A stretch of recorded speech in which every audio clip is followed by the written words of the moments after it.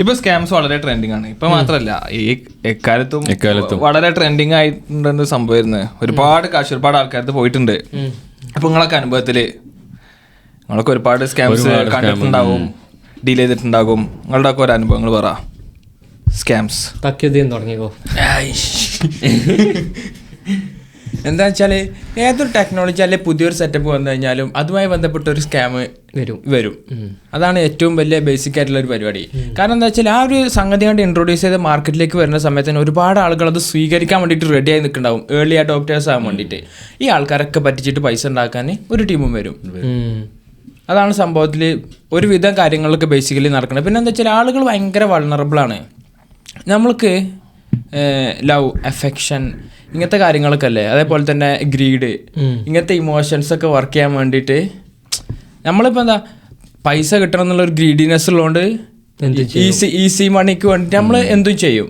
അതേപോലെ തന്നെ ഇപ്പോൾ AI സെറ്റപ്പുകളൊക്കെ ഉണ്ടല്ലോ, എന്ന് വെച്ചാൽ AI ഗേൾഫ്രണ്ട്, അതൊക്കെ നമ്മൾ പലതും ഫ്രോഡാണ് എന്നുള്ളത് പല ആളുകൾക്കും അത് സമാധാനമാണ്. എന്ന് വെച്ചാൽ ഓർക്ക് ഓരോ കാര്യങ്ങൾ ഷെയർ ചെയ്യാനതിനൊക്കെ പറ്റിയിട്ടുള്ള. ഇപ്പം ഞാൻ ഏഷ്യൻ കൺട്രിയിൽ എവിടെയാണ്, ഫിലിപ്പൈൻസിൽ എവിടെങ്ങാനുമാണ് ഒരു കമ്പനി ഒരു AI ഗേൾഫ്രണ്ടിനെ ഡെവലപ്പ് ചെയ്തിരിക്കുക.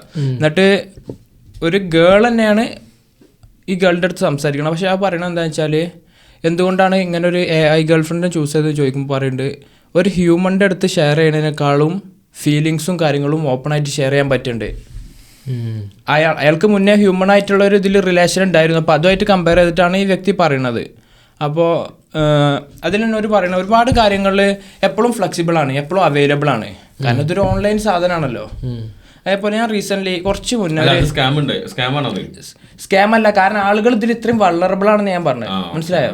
അപ്പോൾ ഇതിലും സ്കാമുകൾ നടക്കുന്ന പല കാര്യങ്ങളുണ്ട്. റീസെൻ്റ്ലി ഞാനൊരു AI കുറിച്ച് ഒരു AI ഇതേപോലെ തന്നെ ഗേൾഫ്രണ്ട് അങ്ങനത്തെ ഒരു സെറ്റപ്പാണ്. ലെക്സി എന്നാ പേര്, മനസ്സിലായോ? ഈ ലെക്സിക്ക് ഓൾമോസ്റ്റ് 20 മാരേജ് പ്രൊപ്പോസൽസ് എല്ലാ മാസം വരും. ഏതോ ഒരു കമ്പനി ഇൻസ്റ്റാഗ്രാം അക്കൗണ്ട് ആണോ അതോ സോഫ്റ്റ്വെയർ പോലെ സെറ്റപ്പ്. എന്നിട്ട് ഇതില് ആളുകൾ സബ്സ്ക്രിപ്ഷൻ ബേസ് എടുത്തിട്ട് എന്നിട്ട് ഓരോ കാര്യങ്ങൾ ഷെയർ ചെയ്യുക. പിന്നെ ഇതിന് തന്നെ 30ഓളം ലാംഗ്വേജ് ഒക്കെ അറിയാൻ പറ്റും ഈ AIക്ക്. അങ്ങനെ അതുപോലെ തന്നെ വോയിസുകൾ സെൻഡ് ചെയ്യാൻ പറ്റും, ഫോട്ടോസ് അയച്ചു കൊടുക്കാൻ പറ്റും. ഇങ്ങനത്തെ കാര്യങ്ങളൊക്കെ ഉള്ളതുകൊണ്ട് ആൾക്കാർ ഭയങ്കര എന്താ പറയുക, അത്ര അട്രാക്റ്റഡ് ആണ് ഇതിന്. ഈ സാധനം ഓൾമോസ്റ്റ് $30,000 ഒരു മാസം ജനറേറ്റ് ചെയ്യേണ്ടത്. അത് ഭയങ്കര സംഭവം. അതേപോലെ റീസെന്റ് ഒരു കേരള ബേസ്ഡ് ആണോ ഇന്ത്യൻ ബേസ്ഡ് ആണോ എന്ന് അറിയില്ല, ഞാനൊരു റീൽ കണ്ടിരുന്നു. അശ്വതി അച്ചു എന്ന് പറഞ്ഞിട്ട്, അശ്വതി അച്ചു എന്ന് പറഞ്ഞാൽ ഫേക്ക് അക്കൗണ്ട് ആണെന്നുള്ളതാണ് ഒരു പൊതു നിയമം, മനസ്സിലായി? അപ്പോൾ ഈ അശ്വതി അച്ചുവിന്റെ പേരിൽ ഇതേപോലെ ഒരു എന്താ AI ബേസ്ഡ് സോഫ്റ്റ്വെയർ, എന്നിട്ട് ചാറ്റ് ചെയ്യാം, സംസാരിക്കാം, അങ്ങനത്തെ ഒരു ബേസ്. അത് ഫുള്ളി ഡെവലപ്ഡ് ആണോ എനിക്ക് അറിയില്ല, ഞാൻ അതിന്റെ ഒരു ഇതാണ് കണ്ടത്. അതേപോലെ EU ബേസ്ഡ് AI ഒരു മോഡൽ ഉണ്ട്, ഇൻസ്റ്റാഗ്രാം അക്കൗണ്ട് ഉണ്ട്. അത് $8,000 ഒരു പോസ്റ്റിന് ചാർജ് ചെയ്യുന്നത്. $8,000. ഇൻസ്റ്റാഗ്രാം ഇൻഫ്ലുവൻസർ ആണ് ഇതിലെ ഇൻസ്റ്റാഗ്രാം ഇൻഫ്ലുവൻസർ. അതെ. ഒരു മൂവി ഉണ്ടായിരുന്നു, ഒരു AI-നെ ഡേറ്റ് ചെയ്യണ ഒരു മൂവി. നമ്മളെ ജോക്കറായിട്ട് അഭിനയിച്ച ഒരു ആൾ, ലേറ്റസ്റ്റ് അല്ലേ മൂവിന്റെ പേര്? അടിപൊളിയാ. അതിൽ ഇതേപോലത്തെ സ്റ്റോറിയാണ്. ഫ്യൂച്ചറിൽ ഒരു AI-നെ ഫീലിങ്സും കാര്യങ്ങളൊക്കെ ഡെവലപ്പ് ചെയ്ത്.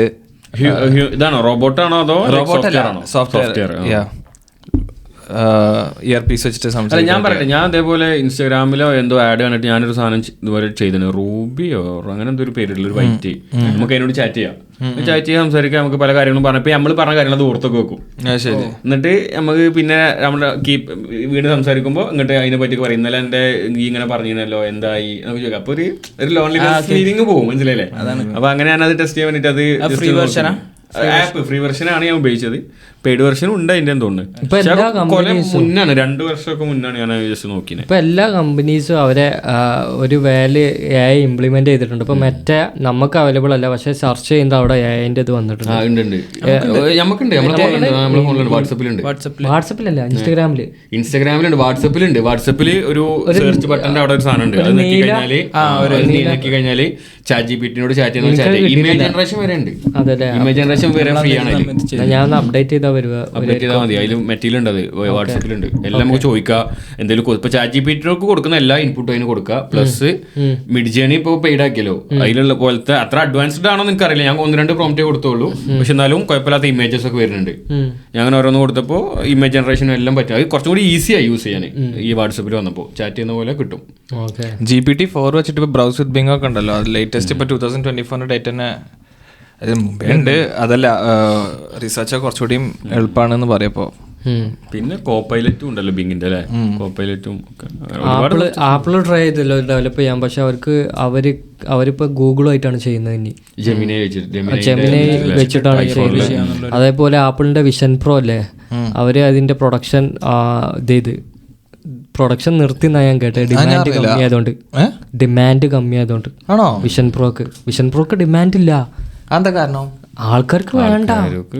Curiosity factor. $3,500 കൊടുത്തിട്ട് ആരാ അത് മേടിക്കുന്നേ? കുറച്ച് ആൾക്കാരെ മേടിക്കുള്ളൂ. എന്താ പറയാ, അതിനുള്ള യൂസ് കേസിലേക്ക് ആൾക്കാർ എത്തിയിട്ടില്ല. അതെ, അതുകൊണ്ടാണ്. അല്ലാതെ അതൊരു മോശം സാധനം ആയതുകൊണ്ടാണെന്ന് എനിക്ക് തോന്നുന്നില്ല.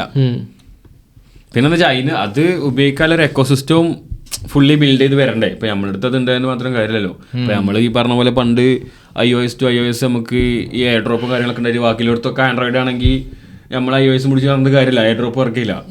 അപ്പോൾ അങ്ങനത്തെ ഒക്കെ ഓരോ ഫാക്ടേഴ്സ് ഉണ്ടായില്ലേ. പണ്ട് ബ്ലൂടൂത്തിന്റെ മുമ്പ് ഒരു ഇൻഫ്രാറെഡ് പറഞ്ഞിട്ടൊരു സംഭവം ഉണ്ടായിരുന്നില്ലേ? അതെനിക്കറിയോ?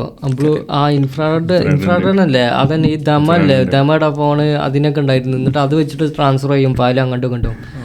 ഒരു ചെറിയ 2 MB 2 KB ഒക്കെ ഫയൽ അങ്ങനെ പണ്ട്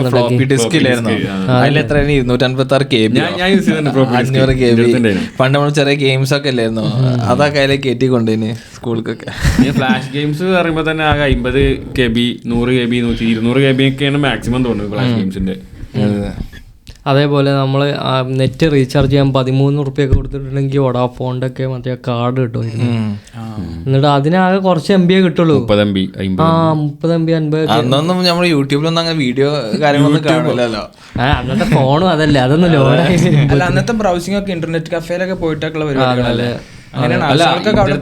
ഒരു നോക്കിന്റെ ഫോൺ തന്നെ അതിൽ ഇതേമാതിരി ഒപ്പേറയാണ് അന്നത്തെ ബ്രൗസർ.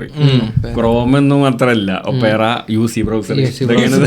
ഇതൊക്കെയാണ് സാധനങ്ങൾ. ഇതൊന്നും അത്ര ഡാറ്റ വലിക്കില്ല. ഒപ്പേറ പിന്നെ നല്ല വലിക്കുന്നുണ്ട്, UCയിലാണ് പിന്നെ കുറച്ച് ഡാറ്റ കുറവ് വലിക്കുന്നുണ്ട്. അതൊക്കെ യൂസ് ചെയ്തിനൊക്കെ. അന്ന് എല്ലാവരും നെറ്റ് കിട്ടണമെങ്കിൽ ഇന്റർനെറ്റ് കഫേ പോകണം. പിന്നെ GTA Vice City ഗെയിം ഒക്കെ ഉണ്ടല്ലേ, IGI. അതെ. Back to scams. ഇനി ഫൈസൽ പറ, നിങ്ങളെ അനുഭവത്തിലുണ്ടായിരുന്നു. അല്ല, ഞാൻ ഈ സ്കാമിന്റെ കാര്യം പറഞ്ഞപ്പോൾ ഞാനൊരു ഇൻട്രസ്റ്റിംഗ് ആയിട്ടൊരു സ്കാം കണ്ടിരുന്നു. അതെന്താ വെച്ച് കഴിഞ്ഞാൽ നമ്മളെ ഈ കോൺബിനേക ക്രോർപ്പത് ഉണ്ടല്ലോ, അതായത് who want to be a അതിന്റെ പല വെർഷൻസ് പല കൺട്രിയിൽ നടക്കുന്നുണ്ട്. UK ലുണ്ട്, ഓസ്ട്രേലിയ ഉണ്ട്, ഈവൻ ഇന്ത്യയിൽ നടന്നിട്ടുണ്ട്, മലയാളത്തിൽ വരെ നടന്നിട്ടുണ്ട്. ഇതിന്റെ സ്കാമുകൾ നോക്കി കഴിഞ്ഞാൽ ഒരുപാടുണ്ട്. ഒരുപാട് പറഞ്ഞാൽ പല കൺട്രിയിലും പല കാലഘട്ടങ്ങളിലായിട്ട് നടന്ന സ്കാമുകളുണ്ട്. ഇതിൽ മെയിനായിട്ട് എടുത്ത് കാണിക്കുന്ന കുറച്ച് സ്കാമുകൾ. ഒരു ഫാമിലിയിൽ 3 പേര് 3 സമയങ്ങളിലായിട്ട് ഇതിൽ കയറി പറ്റിയിട്ട് ഒരാൾ ഏറ്റവും ലാസ്റ്റ് പങ്കെടുത്ത ആള് 1 കോടി പൗണ്ട്, പൗണ്ട് അങ്ങനെ ഒരു എമൗണ്ട്, അതിന് ഹയസ്റ്റ് എമൗണ്ട് അടിച്ചു. 15 ക്വസ്റ്റ്യനാണല്ലോ ഉള്ളത്, അതിൽ ഹയസ്റ്റ് എമൗണ്ട് അടിച്ചു. അതിൻ്റെ മുമ്പ് പങ്കെടുത്ത ആ ഫാമിലി തന്നെ 2 ആൾക്കാർ ഇതേപോലെ 7th ക്വസ്റ്റ്യനോ അങ്ങനെ $250,000 പൗണ്ടും അങ്ങനെയൊക്കെ ഇതാക്കി. അങ്ങനെ ഇയാൾ ഈ 1 മില്യൺ അടിച്ച സമയത്ത് എന്ത് ചെയ്തു, ഇയാൾക്ക് ചെക്ക് കൊടുത്തിരുന്നു. അതിനുശേഷം ഇവർക്ക് ഇത് ഭയങ്കര ഡൗട്ട്, ഇയാൾ എങ്ങനെ അടി. കാരണം ഫസ്റ്റത്തെ ഒരു 5 ക്വസ്റ്റ്യൻ വരെ ഇയാൾ ആൻസർ ചെയ്തപ്പോത്തിന് ഇയാളെ ഫുള്ള് കഴിഞ്ഞു. അതായത് ഓപ്ഷൻസ് ഉണ്ടാവല്ലോ, കോൾ എ ഫ്രണ്ട് 50-50 അതൊക്കെ കഴിഞ്ഞു. പിന്നെ എന്നിട്ട് ബാക്കി ഷൂട്ട് ചെയ്യാൻ 2ാമത്തെ ദിവസമാണ്. അന്ന് അയാൾ വന്നപ്പോൾ അയാൾക്ക് എല്ലാം അറിയാം. അയാൾ ഇങ്ങനെ എല്ലാ ഓപ്ഷനും ഇങ്ങനെ വായിച്ചു നോക്കും. എന്നിട്ട് അയാളൊന്നും പറയും. അയാളിങ്ങനെ പറയും ഓപ്ഷൻ ഇതാണ്, ഇപ്പം എന്താ ഈ റിവർ, ഓക്കെ ഇതാണോ അതാണോ എന്നൊക്കെ എല്ലാ ഓപ്ഷനും ഒന്ന് വായിക്കും. എന്നിട്ട് അയാൾ പിന്നെ ഒന്ന് ഉത്തരം പറയും. അങ്ങനെ ഇവര് ടെക്നിക്കൽ ടീം ഇത് അയാൾക്ക് ചെക്ക് കൊടുത്ത് 8 ദിവസം കഴിഞ്ഞിട്ട് ആവുള്ളൂ എന്നൊക്കെ പറഞ്ഞ് ആ സമയം കൊണ്ട് ചെക്ക് ചെയ്തപ്പോൾ അയാൾ എപ്പോൾ എല്ലാ ഓപ്ഷനും വായിക്കണോ കറക്റ്റ് ഓപ്ഷൻ്റെ അവിടെ എത്തുമ്പോൾ ഒരു കഫിൻ്റെ ഒച്ചയൊക്കെയുണ്ട്. ഇതിനായോ കഫിൻ്റെ ഒച്ചയൊക്കെയുണ്ട്.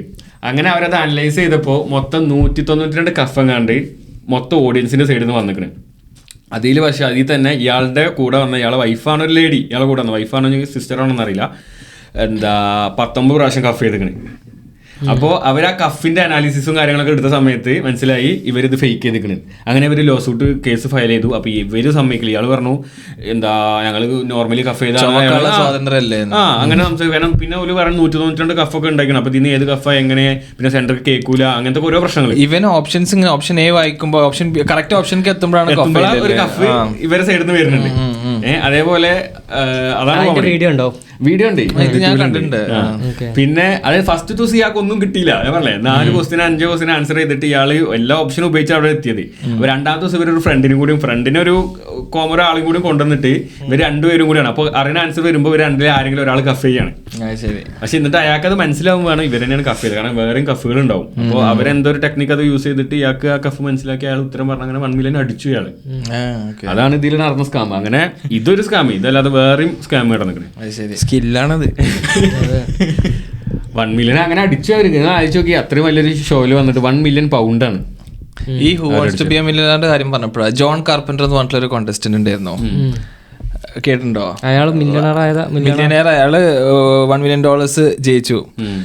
അപ്പോൾ അതിന്റെ പിന്നിലെന്ന് വെച്ച് കഴിഞ്ഞാല് അതായത് അടിപൊളിയായിട്ട് കളിച്ച് ജയിച്ച് മുന്നേറി. ഓക്കെ, സ്കാമും കാര്യങ്ങളൊന്നും അല്ല കേട്ടോ, നല്ല രീതിക്ക് തന്നെ കളിച്ച് അവസാനത്തെ റൗണ്ടിലേക്ക് എത്തി. ഒരു ഹെൽപ്പ് ലൈൻ പോലും എടുത്തിട്ടില്ല. എന്നിട്ട് അവസാനത്തെ ക്വസ്റ്റ്യൻ $1 million ക്വസ്റ്റ്യൻ ആണ്. 3 ലൈഫ് ലൈൻ അപ്പുറം ബാക്കിയൊക്കെയാണ്. ഫോൺ ഫ്രണ്ട് എടുത്ത് അച്ഛനെ വിളിച്ചിട്ട് പറഞ്ഞു dad I am going to be a millionaire എന്ന്. എന്നിട്ട് കൂളായിട്ട് ആൻസർ പറഞ്ഞിട്ട് മില്യണയർ ആയി. ഒരു ലൈഫ് ലൈൻ പോലും ഉപയോഗിക്കാതെ.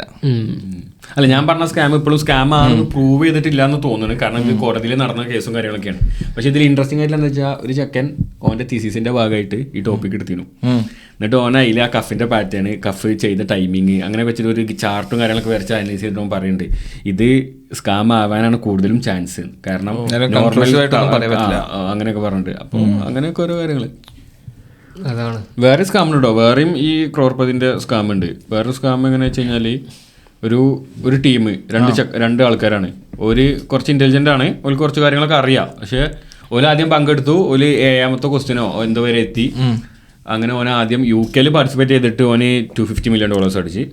ഓസ്ട്രേലിയയിൽ പൗണ്ട് UK. പിന്നെ ഓസ്ട്രേലിയയിൽ പോയിട്ട് അവിടെയും ഈ 10ാമത്തെ ക്വസ്റ്റ്യൻ എന്താ എത്തിയിട്ട് എത്ര എമൗണ്ട് അടിച്ചു. അങ്ങനെ ഇവരെന്ത് ചെയ്യാണ്, ഇവനും ഇവൻ്റെ ഫ്രണ്ടും കൂടി കൂട്ടിയിട്ട് ഒരു കാർട്ടൽ തുടങ്ങി. അതേമാതിരി ഇത് പഠിപ്പിച്ചു കൊടുക്കണേ. അത് എങ്ങനെ ഇതിലെത്താൻ പറ്റുന്നില്ല രീതിയിൽ ഒരു കമ്മ്യൂണിറ്റി പോലെ. ഇപ്പോൾ നമ്മൾ സ്റ്റോക്ക് മാർക്കറ്റ് കമ്മ്യൂണിറ്റി എന്നൊക്കെ പറയുന്ന പോലെ ഓല എന്ത് ചെയ്തു, ക്രോർപ്രതി ഒരു കമ്മ്യൂണിറ്റി. അതിലവരെന്താ ചെയ്യുക വെച്ച് കഴിഞ്ഞാൽ ആദ്യം ഇപ്പോൾ എനിക്ക് അതിൽ പാർട്ടിസിപ്പേറ്റ് ചെയ്യാൻ ഞാൻ ഓലെടുത്ത് ചെല്ലും, ഓല ഇത് എടുക്കും. ഓൽക്ക് എത്ര ശതമാനമാണ് കിട്ടുന്ന എമൗണ്ടിന് എത്ര ശതമാനം ഓൽക്ക് കൊടുക്കണം എന്നുള്ളതാണ്. ഓല് കയറ്റി തരും. കയറ്റി നമ്മളൊരു പോയിന്റിൽ എത്തിച്ചു തരും. അപ്പോൾ ഓല് ചെയ്യണമെന്ന് വെച്ച് കഴിഞ്ഞാൽ ഫസ്റ്റ് ടൈപ്പിംഗ് ആണല്ലോ. അതിൽ ടൈപ്പ് ചെയ്ത് ഏറ്റവും ഫാസ്റ്റ് ടൈപ്പ് ചെയ്യാൻ കുറച്ച് കണ്ടസ്റ്റൻസിന് എടുത്തിട്ട് അതിൽ നിന്ന് ഒരാളെ സെലക്ട് ചെയ്യുക, ഏറ്റവും കൂടുതൽ ടൈപ്പ് ചെയ്ത്. അങ്ങനെ അത് പഠിപ്പിച്ചു കൊടുക്കും. എന്നിട്ട് പിന്നെ ക്വസ്റ്റ്യൻസിന് അവരെന്ത് ചെയ്യുന്നത് വെച്ച് കഴിഞ്ഞാൽ അവർ ചില ക്വസ്റ്റ്യൻസ് പറഞ്ഞു കൊടുക്കും. പിന്നെ അവർ വേറെ എന്തോ ടെക്നിക്ക് ഉപയോഗിച്ച് ഇതേമാതിരി കഫല്ല വേറൊരു സംഭവം ഉപയോഗിച്ചിട്ട് കണ്ണ് ബ്ലിക്ക് ചെയ്യുക, അങ്ങനെ കാണിക്കുക, അങ്ങനെ എന്തോ ചെയ്തിട്ട് ഇവർ ഉത്തരം പറഞ്ഞു കൊടുക്കും. അങ്ങനെയൊക്കെ ഓരോ ടെക്നിക്ക്. അതാണ്. നിങ്ങൾ ഈ സ്കാമിനെ പറ്റി കേട്ടിട്ടുണ്ടോ? ഒരു ബംഗ്ലാദേശിൻ്റെ ഒരു ബാങ്കിൽ നിന്നൊരു $1 billion സ്കാം നടത്തിയൊരു ടീം.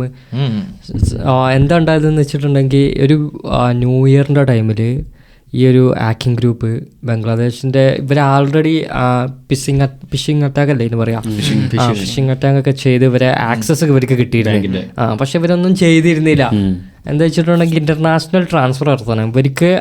പിന്നെ ബംഗ്ലാദേശിൽ നിന്ന് നേരെ US പോയിട്ട് വേണം ഈ ഫണ്ട് തിരിച്ച് ഇവർ വിചാരിക്കുന്ന ഡെസ്റ്റിനേഷനിലേക്ക് എത്താൻ. അങ്ങനെ ഇവരെന്ത് ചെയ്ത് ന്യൂ ഇയറിൻ്റെ ടൈമിൽ ഇത് ചെയ്യാമെന്ന് വിചാരിച്ച്. എന്താ വെച്ചാൽ നല്ല ഡേയ്സ് ക്യാപ്പ് വരും, ബാങ്ക് അവധിയുള്ള ദിവസമല്ലേ, അപ്പോൾ ആരും വന്ന് ചെക്ക് ചെയ്യില്ലല്ലോ. അപ്പോൾ ഇവർ ട്രാൻസ്ഫർ ചെയ്ത് ന്യൂ ഇയറിൻ്റെ ലാസ്റ്റ് ഡേ അതായത് ന്യൂ ഇയർ ആവുന്നതിൻ്റെ ഒരു ദിവസം മുമ്പേ ബാങ്ക് ക്ലോസ് ചെയ്ത ദിവസം ഇവരെന്ത് ചെയ്ത് ട്രാൻസ്ഫർ ചെയ്ത് ആരും അറിഞ്ഞില്ല. അപ്പോൾ $1 billion അടുത്ത് ഇത് US പോയി. അപ്പോൾ US ഇവർക്ക് ഒരു ഡൗട്ടും തോന്നിക്കണില്ല. പക്ഷേ അതിൽ ഒറ്റ കാര്യം വരെ US ഈ ഷിഫ്റ്റിൻ്റെ ഇതാണല്ലോ, ഷിഫ്റ്റാണല്ലോ ഇതിൻ്റെ ട്രാൻസ്ഫറിൻ്റെ ആ സെക്യൂരിറ്റിയും കാര്യങ്ങളൊക്കെ നോക്കണേ. അതെ. അപ്പോൾ അവർ എന്ത് ചെയ്ത് വെച്ചിട്ടാ അതിൽ അവർക്കൊരു പന്തികേട് തോന്നിയത് അവർ കൊടുത്ത അഡ്രസ്സില്ലേ, ഡെസ്റ്റിനേഷനിലുള്ള അഡ്രസ്സിൽ ഇറാൻ്റെ ഒരു കമ്പനിയുടെ പേര് വന്നു. അപ്പോൾ ആ ഒരു ഡൗട്ടിലാണ് അവരെന്ത് ചെയ്ത് ആ ട്രാൻസാക്ഷൻ റിജക്റ്റ് ചെയ്തത്. അല്ലെങ്കിൽ $1 billion ഇവിടെ എത്തിയിരുന്നത്. ഇത് എനിക്ക് തോന്നുന്നത് നോർത്ത് കൊറിയൻ ഗ്രൂപ്പാണെന്ന് തോന്നുന്നത് അങ്ങനെ ചെയ്തിട്ടുള്ള.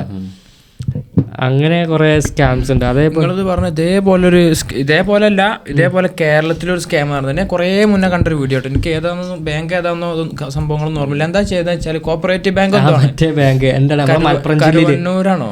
മലപ്പുറം ജില്ലയിലെ ആ സ്ഥലത്തിന്റെ പേര് ഞാൻ മറന്നു. ചേലാമ്പ്ര ബാങ്ക്. അതൊരു സ്കാമല്ല, അത് എന്താ മോശമാണ്. അത് സ്കാം എന്ന് പറയില്ല. ബാങ്കിന്റെ പറഞ്ഞപ്പോ എനിക്ക് അങ്ങനത്തെ കേട്ടത് എനിക്ക് വന്നു. റൂം എടുത്തില്ല. ചേലാമ്പ്ര പറഞ്ഞ ഒരു കോപ്പറേറ്റീവ് ബാങ്ക് ഉണ്ട്. ചേലാമ്പ്ര നമ്മളെ നാട്ടിലൊക്കെ ഉണ്ടാവില്ല, സഹകരണ ബാങ്ക് സെറ്റപ്പ്. അപ്പോൾ അവര് ഒരു ബിൽഡിങ്ങിന്റെ മുകളിലാണ് ബാങ്ക് നമ്മളെ സാധാരണ നാട്ടിൻ പുറത്തൊക്കെ ഉള്ള ബിൽഡിങ്ങിന്റെ മുകളിൽ. അതിന്റെ താഴെ ഒരു ചായക്കട. അപ്പൊ ഈ ചായക്കട റെന്റിന് കൊടുക്കുന്നുണ്ട് പറഞ്ഞു. കുറെ അവിടുത്തെ ആള് ഉണ്ടായിരുന്ന ചായക്കട ഒഴിവാക്കി റെന്റിന് കൊടുക്കണം പറഞ്ഞു. അപ്പൊ എവിടെ തെക്കിലെങ്ങാനുള്ള ഒരാൾ വന്നുകാണ്ട് അത് എടുത്ത് ഇയാള് പുറം മറച്ചിട്ട് ഉള്ളിൽ എന്നും പണി. അപ്പൊ ആള് ഡ്രില്ല് ചെയ്യാണ് മുകളിലോട്ട്. അല്ല അങ്ങനല്ല, റെസ്റ്റോറന്റ് നടത്തിക്കണില്ല. തുറക്കണേന് തൊട്ട് മുന്നേ ദിവസം അങ്ങനെ എന്തോ ആണ്, ഒരു പബ്ലിക് ഹോളിഡേ ഉള്ള ദിവസം വരെ രാത്രി വന്നിട്ട്, പബ്ലിക് ഹോളിഡേ ഞാൻ എന്തോ ഒരു ഫെസ്റ്റിവൽ എന്തോ നടക്കണ ദിവസം രാത്രി വരെ വന്നിട്ട് അതിന്റെ ഇത് പൊളിച്ചിട്ട്. അല്ല അവിടെ ഉള്ളിൽ പണി നടക്കിയിരുന്നു. അതെ, ലോക്കർ റൂം എവിടെ ഉള്ളതെന്ന് അവർക്ക് കറക്റ്റ് അറിയാം. ആ ബാങ്കിലെ അക്കൗണ്ട് ഉണ്ടോ എന്തോ അറിയില്ല. പക്ഷെ ഇവര് എന്നിട്ട് അടിയിൽ പൊളിച്ചിട്ട് അതുവഴി കേറിയിട്ടാണ് സാധനങ്ങളൊക്കെ എടുത്തത്. അതല്ല വിറ്റ്. ഇതിന്റെ ആളെ കണ്ടുപിടിക്കാൻ പറ്റിയില്ല. ആളെ കണ്ടുപിടിക്കാൻ എങ്ങനായിട്ടും അറിയണില്ല, ആളാരാന്ന് അറിയണില്ല. ഈ ഓണർക്ക് റെന്റ് കൊടുത്ത ഓണർക്ക് ഇയാളെ ഡീറ്റെയിൽസ് കിട്ടുന്നില്ല. അങ്ങനെ പിന്നെ എവിടുന്ന് ഹൈദരാബാദിൽ നിന്ന് ഒരു മെസ്സേജ് വരുന്നു, ഇവിടെ ഉണ്ട് ഞങ്ങൾ എന്നൊക്കെ പറഞ്ഞിട്ട്, ഇവിടെ ഇന്ന ആൾക്കാരുണ്ട് പറഞ്ഞിട്ട്. അപ്പോൾ ഹോട്ടൽ റൂമിൽ പോയി നോക്കുമ്പോൾ പിന്നെ അവിടുത്തെ ഇതില് എന്താ പറയാ, അവിടെ പൈസ എന്താ വെച്ചിക്കാണ്ട് ഇവര് അവിടെ ആളില്ല. അങ്ങനെയൊക്കെ കുറെ സംഭവങ്ങൾ അതിന്റെ പിന്നിൽ ആളെ കിട്ടിട്ടോ. എങ്ങനെ കിട്ടിയെച്ചിട്ടാ കുറെ ഇവര് നെറ്റ്വർക്ക് കോള് വന്ന നെറ്റ്വർക്കുകൾ നോക്കി ഇയാളെ ഹോസ്പിറ്റലിൽ പോയി. ഇയാൾ എവിടെ ഹോസ്പിറ്റലിൽ വന്ന് വിസിറ്റ് ചെയ്തപ്പോൾ അവിടെ പോയി പിടിച്ചു. ഇത് വല്ലാത്തൊരു കഥ പറഞ്ഞിട്ട് ഏഷ്യാനെറ്റിലുണ്ട് ഒരു പരിപാടി, ഏഷ്യാനെറ്റിന്റെ യൂട്യൂബിൽ. അതിൽ അയാൾ വ്യക്തമായിട്ട് പറഞ്ഞിട്ടുണ്ട് ആ കാര്യങ്ങൾ.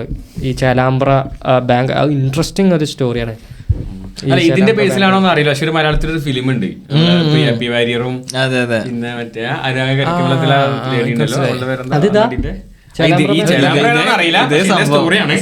ഒരു ഫാഷൻ ഒരു ഡിസൈനർ ഔട്ട്ലെറ്റ് തുടങ്ങുന്ന രീതിയിൽ മേക്കപ്പ് സ്റ്റുഡിയോ എന്ന് പറയുന്നത്. പക്ഷെ സംഭവം ഇതാണ്, അതിന്റെ ബേസിലാണോന്ന് എനിക്കറിയില്ല. അല്ല, സ്കാംസ് നമ്മൾ പറയുമ്പോണ്ടോ മെയിനായിട്ട് എല്ലാവർക്കും കണക്ട് ചെയ്യാൻ പറ്റി, അതായത് നമ്മൾ ഓരോരുത്തരും പറ്റിക്കപ്പെടുന്ന സിറ്റുവേഷൻസ്.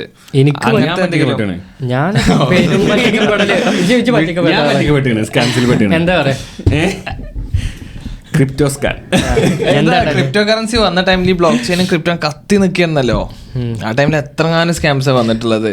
പക്ഷെ കൂടുതൽ ആൾക്കാർ പറ്റിക്കപ്പെട്ടിട്ടുണ്ട് പോസ്റ്റ് കോവിഡ് അല്ലെങ്കിൽ ഡ്യൂറിങ് കോവിഡ് ടൈമിലാണ് ക്രിപ്റ്റോയിൽ, എന്റെ അഭിപ്രായത്തില്. അല്ല,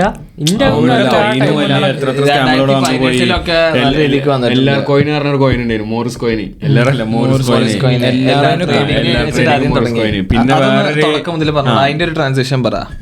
കോയിൻ എങ്ങനെ ആൾക്കാർ പറ്റിക്കപ്പെട്ടത്? നിഷിനെ വളരെ അടുത്തറിയാവുന്ന അല്ല, മോറിസ് കോയിനെ സംബന്ധിച്ച മോറിസ് കോയിൻ അല്ല പോലെ ഫസ്റ്റത്തെ മണി ചെയിൻ എന്താ അതിന്റെ മുന്നേ അവർക്ക് വേറെ 1-2 പ്ലാനുകളൊക്കെ ഉണ്ട്. ഇനി അപ്പൊ അതിലും ഇതെങ്ങനെ സംബന്ധിച്ച് നമ്മൾ ബേസിക്കലി ഒരു പറഞ്ഞ ഇപ്പൊ മോറിസ് കോയിനെ ഞാൻ പറഞ്ഞ ബേസിക്കലി പറഞ്ഞെന്ന് വെച്ചാൽ നമുക്ക് ക്രിപ്റ്റോയില് ഒരു കോയിനാണ് മോറിസ് കോയിൻ. ലോഞ്ച് ചെയ്തിട്ടില്ല, ലോഞ്ച് ചെയ്യാൻ പോണ കോയിനാണ്. ഇപ്പൊ നമ്മള് പറഞ്ഞ പോലെ ഗ്രാസ് പോലെ പല കോയിനും പറയുന്ന പോലെ ലോഞ്ച് ചെയ്തിട്ടില്ല. അപ്പോൾ ലോഞ്ച് ചെയ്ത് കഴിയുമ്പോൾ ഇതിന് ഇത്ര റേറ്റ് വരും. അപ്പോൾ ഇത്രയും ആൾക്കാരുടെ അടുത്ത് ഇപ്പോൾ കോയിൻ ഉണ്ട്. ഇപ്പോൾ ഇതിൽ ഒരുപാട് പേര് ലക്ഷക്കണക്കിനോ കോടിക്കണക്കിന് പൈസ കിട്ടും. അപ്പോൾ ഇത്രയും ആൾക്കാർക്ക് സർക്കുലേഷൻ ഉണ്ട്, മാർക്കറ്റ് ക്യാപ്പ് ഗുരുവാകും. അപ്പോൾ നമ്മളെ വാലറ്റിൽ നമുക്ക് എന്ത് ചെയ്യാണ്, ഇത്ര ഇത് വെച്ച് തരികയാണ്. അപ്പോൾ നമ്മളിത് പർച്ചേസ് ചെയ്യുന്ന സമയത്ത് നമുക്ക് എന്ത് ചെയ്യാണ്, ഒരു 5,000-നോ 10,000-നോ 15,000-നോ എന്താണ് പ്ലാന്. അപ്പോൾ പർച്ചേസ് ചെയ്താൽ നമുക്ക് ഡെയിലി അതിന്റെ റിട്ടേൺസ് ഉള്ള രീതിയിൽ തിങ്കൾ മുതൽ വെള്ളി വരെ 5 ദിവസം ഡെയിലി ഇത്ര % പേ ഔട്ട് ഉണ്ടാവും. അത് നമുക്ക് വിഡ്രോ ചെയ്യാം. ശരിക്കും ഇതിന് തുടക്കം എല്ലാ ട്രേഡിംഗ് എന്ന് പറഞ്ഞിട്ടാണ് കമ്പനി തുടങ്ങണത്. ഒരു സംഭവം വെച്ചാൽ ബൈജൂസ് കത്തി നിൽക്കുന്ന സമയത്താണ് എല്ലാ ട്രേഡിംഗ് വരുന്നത് തോന്നുന്നത്. അപ്പോൾ എല്ലാ ട്രേഡിംഗ് പറയണത് വെച്ചാൽ ഒരു സ്റ്റഡി പ്ലാറ്റ്ഫോം പോലത്തെ സെറ്റപ്പാണ്. പ്രീ റെക്കോർഡഡ് ആയിട്ടുള്ള സെഷൻസ് പഠിക്കാൻ വേണ്ടിയിട്ട് കൊടുക്കും. അപ്പോൾ നമ്മളതിൽ സബ്സ്ക്രിപ്ഷൻ എടുത്തു കഴിഞ്ഞാൽ നമുക്ക് ഒരു ഇൻവെസ്റ്റ്മെന്റും ആയി അതിന് ഇങ്ങനെ റിട്ടേൺസ് ആയിട്ട് പൈസ കിട്ടിക്കൊണ്ടേയിരിക്കും ചെയ്യും. ഈ എല്ലാ ട്രേഡിങ്ങും മോറിസ് കോയിനും സെയിം അളവ് എല്ലാ ട്രേഡിങ്ങിന്റെ ഒരു അപ്ഡേറ്റഡ് വെർഷൻ ആണ് മോറിസ് കോയിൻ. അതിന്റെ ഒരു വേറെ പ്രൊഡക്റ്റ് ആണ്. അല്ല സെയിം ആണ് ആളെയാണ് ലോഞ്ച് ചെയ്തത്. സെയിം ആണ് ലോഞ്ച് ചെയ്തത്. ഓക്കെ. എന്നിട്ട് എല്ലാ ട്രേഡിംഗ് അധികം എല്ലാ ട്രേഡിങ്ങിലും അവരെന്താ ക്രിപ്റ്റോ ട്രേഡിംഗ് ആണ് പഠിപ്പിച്ചിരുന്നത്? ഒന്നും പഠിപ്പിച്ചിട്ടില്ല. നമുക്ക് ലോഗിൻ ഡീറ്റെയിൽസ് വരും. നമ്മൾ ലോഗിൻ ചെയ്യാം, നമുക്ക് അതിൽ നമ്മൾ ഇൻവെസ്റ്റ് ചെയ്ത പൈസ കാണും. അതിന് ഇങ്ങനെ ഇത്ര റിട്ടേൺസ് വന്നു, നമ്മൾ അടിയിൽ എത്ര ആൾ ആഡ് ചെയ്യും, ഒരാൾ ആഡ് ചെയ്യുമ്പോൾ അയാൾ എത്ര പെർസെന്റേജ്. കാരണം എന്താ അറിയോ, എല്ലാ ട്രേഡിങ്ങിനും എനിക്ക് ഓർമ്മയുണ്ടോ KSRTC-ലൊക്കെ പ്രൊഡക്റ്റ് ഇതാണ് കുട്ടികൾക്കുള്ള സ്റ്റഡി മെറ്റീരിയൽസ്. ടാറ്റന്റെ ഇതേപോലത്തെ ഒരു ബൈജൂസ് പോലത്തെ ഒരു പുതിയൊരു ഇത് തുറങ്ങുന്നുണ്ട്. അതിന്റെ മാർക്കറ്റിംഗ് ഈ എല്ലാറിന്റെ ടീമിനാണ് എന്ന് പറഞ്ഞിട്ട് അതിന്റെ മാർക്കറ്റിംഗ് ഇവർ പോഞ്ചി സ്കീം ത്രൂ ആണ് മാർക്കറ്റ് ചെയ്യുന്നത്. കാരണം വേറെ ആഡും കാര്യങ്ങളൊന്നും അത്ര കൊടുക്കുന്ന ലാഭമാണ് ഇങ്ങനത്തെ മാർക്കറ്റിംഗ് എന്ന് പറഞ്ഞിട്ട്. അതാണല്ലോ ഇങ്ങനത്തെ ഈ എന്താ പേഴ്സൺ ടു പേഴ്സൺ മാർക്കറ്റിംഗ് അതിനെന്താ പറയും, ആ ഒരു മാർക്കറ്റിംഗ് എന്നുള്ള രീതിയിലാണ് അവർ ഇത് കൊണ്ടുവന്നത്. അപ്പോൾ നമ്മളെന്താ വെച്ചാൽ നമ്മളെ പ്രൊഡക്റ്റ് ആകുമ്പോൾ നമ്മൾ ഇൻവെസ്റ്റ് ചെയ്യാണ്. 5,000-10,000 കൊടുത്ത് നമ്മൾ ഇൻവെസ്റ്റ് ചെയ്യുമ്പോൾ നമുക്ക് അതിന് റിട്ടേൺസ് കിട്ടുന്നത് എങ്ങനെ, നമ്മൾ വേറെ ആളെ ആഡ് ചെയ്യുമ്പോൾ നമുക്ക് റിട്ടേൺസ് കിട്ടും. അത് പുറമെ നമുക്ക് ഡെയിലി 250 അങ്ങനെ എന്താ വെച്ചിട്ട് റിട്ടേൺസ് ഇൻവെസ്റ്റ് ചെയ്യുന്ന എമൗണ്ടിൽ എത്ര പെർസെന്റേജ് വെച്ചിട്ടാണ് നമുക്ക് റിട്ടേൺസ്. ഞാൻ ഏകദേശം ആ കാലഘട്ടത്തിൽ എനിക്ക് 3 മോറിസ് കോയിനിൽ മാത്രം ഞാൻ എല്ലാവരും 2 സ്കീം എന്തോ ഉണ്ടായിരുന്നു. അത് കഴിഞ്ഞിട്ടാണ് ഞാൻ അതിനെപ്പറ്റി അറിയുന്നത് നമ്മുടെ നാട്ടിലായിട്ട് പോലും. കാരണം നമ്മളങ്ങനെ ഇൻവെസ്റ്റ് ചെയ്യാറില്ല ഇങ്ങനത്തെ കാര്യങ്ങൾ. പിന്നെ എല്ലാവരും ഇൻവെസ്റ്റ് ചെയ്യുന്നുണ്ട്. ആ ഒരു പിയർ പ്രഷർ കാരണം ഞാൻ ഇൻവെസ്റ്റ് ചെയ്ത്. കാരണം കസിൻസ് ഇൻവെസ്റ്റ് ചെയ്യേണ്ട, എല്ലാവർക്കും പൈസ ഇട്ടുണ്ട്. അപ്പോൾ എനിക്ക് നോക്കുമ്പോൾ എന്താ ഞാൻ മാത്രത്തിൽ ഇൻവെസ്റ്റ് ചെയ്തിട്ടില്ല. അപ്പോൾക്കൊക്കെ ഡെയിലി പേ ഔട്ട് ഇട്ടുണ്ട്. ഞാൻ ഇൻവെസ്റ്റ് ചെയ്തു. ഇവർ കോയിൻ ലോഞ്ച് ചെയ്തില്ല. ലോഞ്ച് ചെയ്തു എന്ന് പറഞ്ഞു കഴിഞ്ഞാൽ US ബേസ്ഡ് ആയിട്ടുള്ള ഏതോ ഒരു പ്ലാറ്റ്ഫോമിൽ, അത് പ്ലാറ്റ്ഫോം ബ്ലോക്ക് ചെയിനിൽ ലിസ്റ്റ് ചെയ്തു. അതിന്റെ എന്താ വൈറ്റ് പേപ്പർ എന്താ കാര്യങ്ങളൊക്കെ ഇറക്കി ഒക്കെ നടന്നിക്കണ്. പക്ഷേ ക്ലോസ്ഡ്, ലൈക്ക് അത് റിയൽ അല്ല. അതൊക്കെ ഒരു കൈൻഡ് ഓഫ് യുനോ ഇത് സർക്കുലേറ്റ് ചെയ്തിരുന്നു ആൾക്കാരുടെ ഇടയിൽ. വാലറ്റിലൊക്കെ ഈ വാലറ്റില് കോയിൻസ് കണ്ടിട്ടുണ്ടായിരുന്നില്ല. കോയിൻസ് എനിക്കറിയുന്ന ആൾക്കാർ ഏതോ ഒരു ടൈപ്പ് എക്സ്ചേഞ്ചിൽ പോയിട്ടാണ് അങ്ങനെ ട്രേഡിങ് കാര്യങ്ങൾ അതൊന്നും ബൈനാൻസ് ഇതൊന്നും അയക്കാൻ പറ്റില്ല. അതെ, ആ വെബ്സൈറ്റിൽ തന്നെ കയറിയിട്ട് നമുക്ക് നമ്മളെ കോയിൻ അതിൽ കൊടുക്കാൻ ആഡ് ചെയ്യാനൊന്നും പറ്റില്ല. അതിൽ ഇങ്ങനെ കാണാം ഇത്ര കോയിൻ മാർക്കറ്റ് ക്യാപ്പ് ഇത്ര ഉണ്ട്, ഇത്രയൊക്കെയാണ് ഇതിന്റെ മാർക്കറ്റ് റേറ്റ്, അങ്ങനെയൊക്കെ അറിയാം. ലിസ്റ്റ് ചെയ്തിട്ടുണ്ടായിരുന്നു. അത്രേ ഉള്ളൂ. ഒരു പെരിന്തൽമണ്ണക്കാരനെ ഇതുപോലെ ഒരു ടീം കൊണ്ട് പോയിട്ട്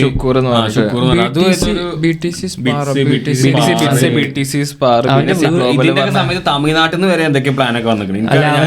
അണ്ണന് 5,000 രൂപ. അവന്റെ വീട് ഞാൻ അപ്പുറത്ത് പോയി കണ്ടിട്ടോ, ഈ ഷുക്കൂറിന്റെ. അപ്പോ അവന്റെ വീട് വലിയ വീട്, പണി കഴിഞ്ഞിട്ടില്ല. അതൊക്കെ ആകെ പൂട്ടിട്ട് പോയി. ആക്സിഡൻഷ്യലി വന്നതാണോ എന്ന് അറിയില്ല. അവന്റെ വാലറ്റിലാണ് ക്യാഷ്. അതിന്റെ എന്താ പറയാ പാസ്വേഡ് കാണാതായി പോയി, മറന്നുപോയി, അങ്ങനെ എന്തൊക്കെയാ പറഞ്ഞപ്പോ അവനെ കൊണ്ട് തല്ലി പറയിപ്പിച്ചെന്നൊക്കെ പറയുന്നുണ്ട്. അതിന്റെ സ്ക്രീൻ ഇത് ഓൺ ആക്കാൻ വേണ്ടിട്ട് അങ്ങനെ വരെ പറയുന്നുണ്ട്. അവന്റെ സ്റ്റോറീസ് ഉണ്ട്. ആ സമയത്ത് വാട്സാപ്പിലൊക്കെ ഒരുപാട് ഇതാണ് ഓഡിയോ, എന്താണ് പ്രശ്നം ഒക്കെ പറഞ്ഞിട്ട് ഇങ്ങനെ ഒരുപാട് സാധനങ്ങൾ വന്നുകൊണ്ട് ഇതിനൊക്കെ വാട്സ്ആപ്പ് ഗ്രൂപ്പ്സ് ഉണ്ട്. ഇപ്പൊ എല്ലാവരും മോറിസ് കോയിൻ ആണെങ്കിലും ടെലഗ്രാമിൽ വാട്സ്ആപ്പ്. ഈ ക്രിപ്റ്റോയില് കുറച്ച് എങ്ങനെയും പ്രോഫിറ്റ് ഉണ്ടായി എന്ന് കണ്ടിട്ടുണ്ടെങ്കിൽ ക്രിപ്റ്റോന്റെ മെയിൻ ഡേഞ്ചർ എന്താണെന്ന് ഞാൻ മനസ്സിലാക്കിയെടുത്തോളം, നമുക്കിപ്പോൾ ഒരു $10 $20 ഒരു ദിവസം കൊണ്ട് അല്ലെങ്കിൽ ഒരു മണിക്കൂർ കൊണ്ട് ആക്കാന്ന് വിചാരിച്ചിട്ടുണ്ടെങ്കിൽ നമ്മൾ ചിന്തിക്കെന്താ, എനിക്ക് 1 ലക്ഷം ഇട്ടിട്ടുണ്ടെങ്കിൽ 2 ലക്ഷം ഇതേപോലെ ആക്കാം. ഇവരെന്ത് ചെയ്യും, പൈസ റൈസ് ചെയ്യും. എന്നിട്ട് ഈ പെർപെച്വൽ ട്രേഡിംഗ് ഇല്ലേ, അതിൽ മെയിൻ ഡേഞ്ചർ എന്താ അറിയോ, നമ്മൾ ഗ്രീഡി ആവാണ്. അതാണ് ലെവറേജ് കൂട്ടിക്കാണ്ട് ഇവർ ഒരു 6x അല്ലെങ്കിൽ 2x ട്രേഡ് ചെയ്യുന്ന ആൾക്കാർ നേരെ എന്ത് ചെയ്യും, ലോങ്ങും ഷോർട്ടൊക്കെ 100x ആക്കി കണ്ടാണ് കൊടുക്കും. എന്താ പറയുക, ഇതിപ്പോൾ എത്ര ട്രേഡ് ചെയ്ത് കഴിഞ്ഞാലും ബ്രോക്കേഴ്സിന് കമ്മീഷൻ കിട്ടുന്നുണ്ട്. എത്രത്തോളം ലെവറേജ് കൂട്ടുന്നു അത്രത്തോളം അവരുടെ കമ്മീഷൻ കൂടുന്നുണ്ട്. എത്രത്തോളം ഇത് കൂടുമ്പോൾ, കോൺട്രാക്ട്സ് കൂടുമ്പോൾ. അപ്പൊ അതുപോലെ തന്നെയാണ് വൺ കോയിന്റെ ഒരു സ്കാം ഉണ്ടായിരുന്നു, റൂജ ഇഗ്നോട്ടോവ എന്ന് പറഞ്ഞിട്ടുള്ള 2014 ലോഞ്ച് ചെയ്തതിന്. ഇതേപോലെ തന്നെ ബാക്കി രാജ്യങ്ങളൊക്കെ വരുന്ന പോലത്തെ ഒട്ടും അടിസ്ഥാനമില്ലാത്ത പേരിനൊരു കോയിന്, ഓക്കെ, അതിന്റെ അടിസ്ഥാനം ബ്ലോക്ക് ചെയിൻ ടെക്നോളജി ആണെന്ന് പറഞ്ഞിട്ട് ആണ് ഇത് ലോഞ്ച് ചെയ്തിരുന്നത്. പിന്നെ അന്വേഷിച്ച് വന്നപ്പോൾ അറിയണത് ബ്ലോക്ക് ചെയിൻ പോയിട്ട് അവർക്ക് ബ്ലോക്ക് ചെയിൻ എന്താണെന്ന് പോലും അറിയാത്ത ആൾക്കാരാണ് അതിന്റെ പിന്നിൽ. പക്ഷെ അത് മാർക്കറ്റ് ചെയ്ത ഒരു രീതി എന്ന് വെച്ച് കഴിഞ്ഞാൽ അത്രത്തോളം ഹ്യൂജ് ആയിരുന്നു. ഫോബ്സ് മാഗസീനിലൊക്കെ ഈ റുജ ഭയങ്കര ഷോ ഓഫ് ആ ഒരു രീതിക്കാണ് അവര് പബ്ലിസിറ്റിയും കാര്യങ്ങളൊക്കെ കൊടുത്തിട്ടുണ്ടായിരുന്നത്. ബിറ്റ്കോയിനെ റിപ്ലേസ് ചെയ്യാൻ പോവാണെന്ന് ആ രീതിക്ക് ആ ഒരു ഹൈപ്പ് കൊടുത്തു. അപ്പൊ ആൾക്കാർക്ക് സ്വാഭാവികമായിട്ട് എന്താ ഒരു ഫോമോ വരും, ഫിയർ ഓഫ് മിസ്സിംഗ് ഔട്ട്. അതായത് ഞാനിപ്പോ ഇത് ജോയിൻ ചെയ്തിട്ടില്ലെങ്കിൽ എനിക്ക് നഷ്ടം വരുമല്ലോ എന്ന് പറഞ്ഞിട്ട്. പിന്നെ ആൾക്കാർ ഇപ്പോൾ നേരത്തെ പറഞ്ഞ പോലെ തന്നെ ആൾക്കാർ ഇങ്ങനെ ജോയിൻ ചെയ്യുമ്പോൾ എന്തുകൊണ്ട് ഞാൻ ജോയിൻ ചെയ്യണില്ല, ആ ഒരു മിസ്സിംഗ് ഫാക്ടർ വരുമ്പോഴാണ് ആൾക്കാർ ഇങ്ങനെ ഒന്നായിട്ട് ഇങ്ങനെ പോയിക്കൊണ്ടിരിക്കുകയായിരുന്നു. എന്നിട്ട് ഈ അതിന്റെ ഇടയിൽ തന്നെ ഈ എക്സ്ചേഞ്ചിന് എന്തോ ഒരു പ്രശ്നം വന്നിന്. ആൾക്കാർക്ക് വിത്ഡ്രോ ചെയ്യാൻ പറ്റുന്നില്ല, വിചാരിച്ച ടൈമിൽ വിത്ഡ്രോ ചെയ്യാൻ പറ്റുന്നില്ല, അങ്ങനത്തെ എന്തൊക്കെ ഇഷ്യൂസ് വന്നപ്പോൾ ഇവരെ ടീം പറഞ്ഞു നമുക്കിത് പരിഹരിക്കാം. അങ്ങനെ കുറച്ച് ടോക്സിന് ശേഷം 2017 ലിസ്ബൺ പോർച്ചുഗലിൽ ഇവരൊരു പരിപാടി വെക്കുന്നത്. എല്ലാ ആൾക്കാരെയും വിളിച്ചിരുന്നു ഈ പരിപാടിക്ക് വേണ്ടിയിട്ട്. ആ ടൈമിൽ നമുക്കിത് പറഞ്ഞിട്ട് എല്ലാം ഡീലാക്കാന്ന് പറഞ്ഞിരുന്നു. അവിടെ എത്തിയ ടൈമിൽ ആ ഇവന്റിലെത്തി ആൾക്കാരെത്തി, അവരിങ്ങനെ റുജ ഇഗ്നോട്ടോ വരാൻ വേണ്ടി കാത്തുകയാണ്. അത് ഭയങ്കര ഒരു സെലിബ്രിറ്റി ഫിഗറാണ് ഈ കോയിന്റെ പിന്നിൽ ഇവര് ഉണ്ടായിരുന്നത്. അപ്പോൾ കുറച്ച് ടൈം കഴിഞ്ഞ് 5 മിനിറ്റ് കഴിഞ്ഞു വരുന്നില്ല, 1 മണിക്കൂർ കഴിഞ്ഞ് വരുന്നില്ല. പിന്നെയാണ് അറിഞ്ഞത് റുജ ഇഗ്നോട്ടോ എന്നേക്കുമായി ഡിസപ്പിയർ ആയി. ഒരു ട്രേസ് ഇല്ല, ഇന്ന് വരെ ഒരു ട്രേസ് ഇല്ല. അവര് മരിച്ചു എന്ന് പറഞ്ഞിട്ടുണ്ട് റീസെന്റ്. അതൊക്കെ കോൺസ്പിറസീസ് ആണ്. ഒന്നും അവരെ ബ്രദറിനെ അറസ്റ്റ് ചെയ്തു. ഇതേമാതിരി തന്നെ ഇപ്പോ മോറിസ്കോയിന്റെ ചെക്കനും പയ്യനും മിസ്സിംഗ് ആണല്ലോ. എവിടെ അന്ന് പോയതാ, ഇതുവരെ എവിടെയൊന്നും പൊങ്ങിയിട്ടില്ല.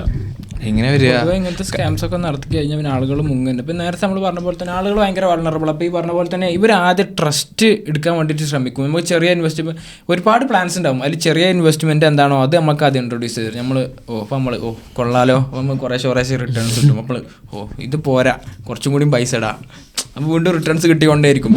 ഒരു സ്പോട്ടിലെത്തുമ്പോൾ ഒരു പറയും ഒരു ക്യാപ്പ് ഉണ്ട്, ഇതിലപ്പുറം വിഡ്രോ ചെയ്യാറ്റില്ല. അതൊരുവിധം എല്ലാ ഇങ്ങനത്തെ സെറ്റപ്പുകൾക്കുള്ളൊരു പരിപാടിയാണ്. ഒരു ക്യാപ്പ് വെക്കും, അതിലപ്പുറം വിഡ്രോ ചെയ്യാൻ പറ്റില്ല. അപ്പോൾ നമ്മൾ വീണ്ടും കുറച്ചും കൂടെ ഇൻവെസ്റ്റ് ചെയ്യും. കിട്ടിയതൊക്കെ ഒരു സമയം മൊത്തത്തിൽ അങ്ങോട്ട് നിൽക്കും. നമ്മളെ വാലറ്റിൽ ഇങ്ങനെ കാണാൻ പറ്റും ഡെയിലി ഇത്ര പൈസ ആയി, വീണ്ടും പൈസ ആയി. ഇതൊരു ഫേക്ക് വാലറ്റാണ്. നമ്മൾ ബാങ്ക് അക്കൗണ്ടിൽ നമ്മൾ കാണുന്ന പോലത്തെ പൈസ നമ്മളതാണ് നമുക്ക് ഉറപ്പിക്കണമെങ്കിൽ കയ്യിൽ കിട്ടുക തന്നെ വേണം. ഇതെന്താ പറയുക, ആൾക്കാർക്ക് സൈക്കോളജിക്കലി ഒരു മൂവ്മെന്റ് ആണ്. ഫസ്റ്റ് തക്കു പറഞ്ഞ പോലെ പൈസ ഇങ്ങനെ കിട്ടി തുടങ്ങേണ്ടത് കാണുമ്പോൾ ഇനി ലൈഫ് സെറ്റായി, എല്ലാം ഊരി കൊടുക്കും, ഡ്രസ്സ് ഊരി കൊടുക്കുന്നതാണ്, എല്ലാം ഊരി കൊടുക്കും. പിന്നെ എന്താ വെച്ചിട്ടാ പാസീവ് ഇൻകം എന്ന് പറഞ്ഞത് എല്ലാവരും ഒരു സ്വപ്നമാണ്.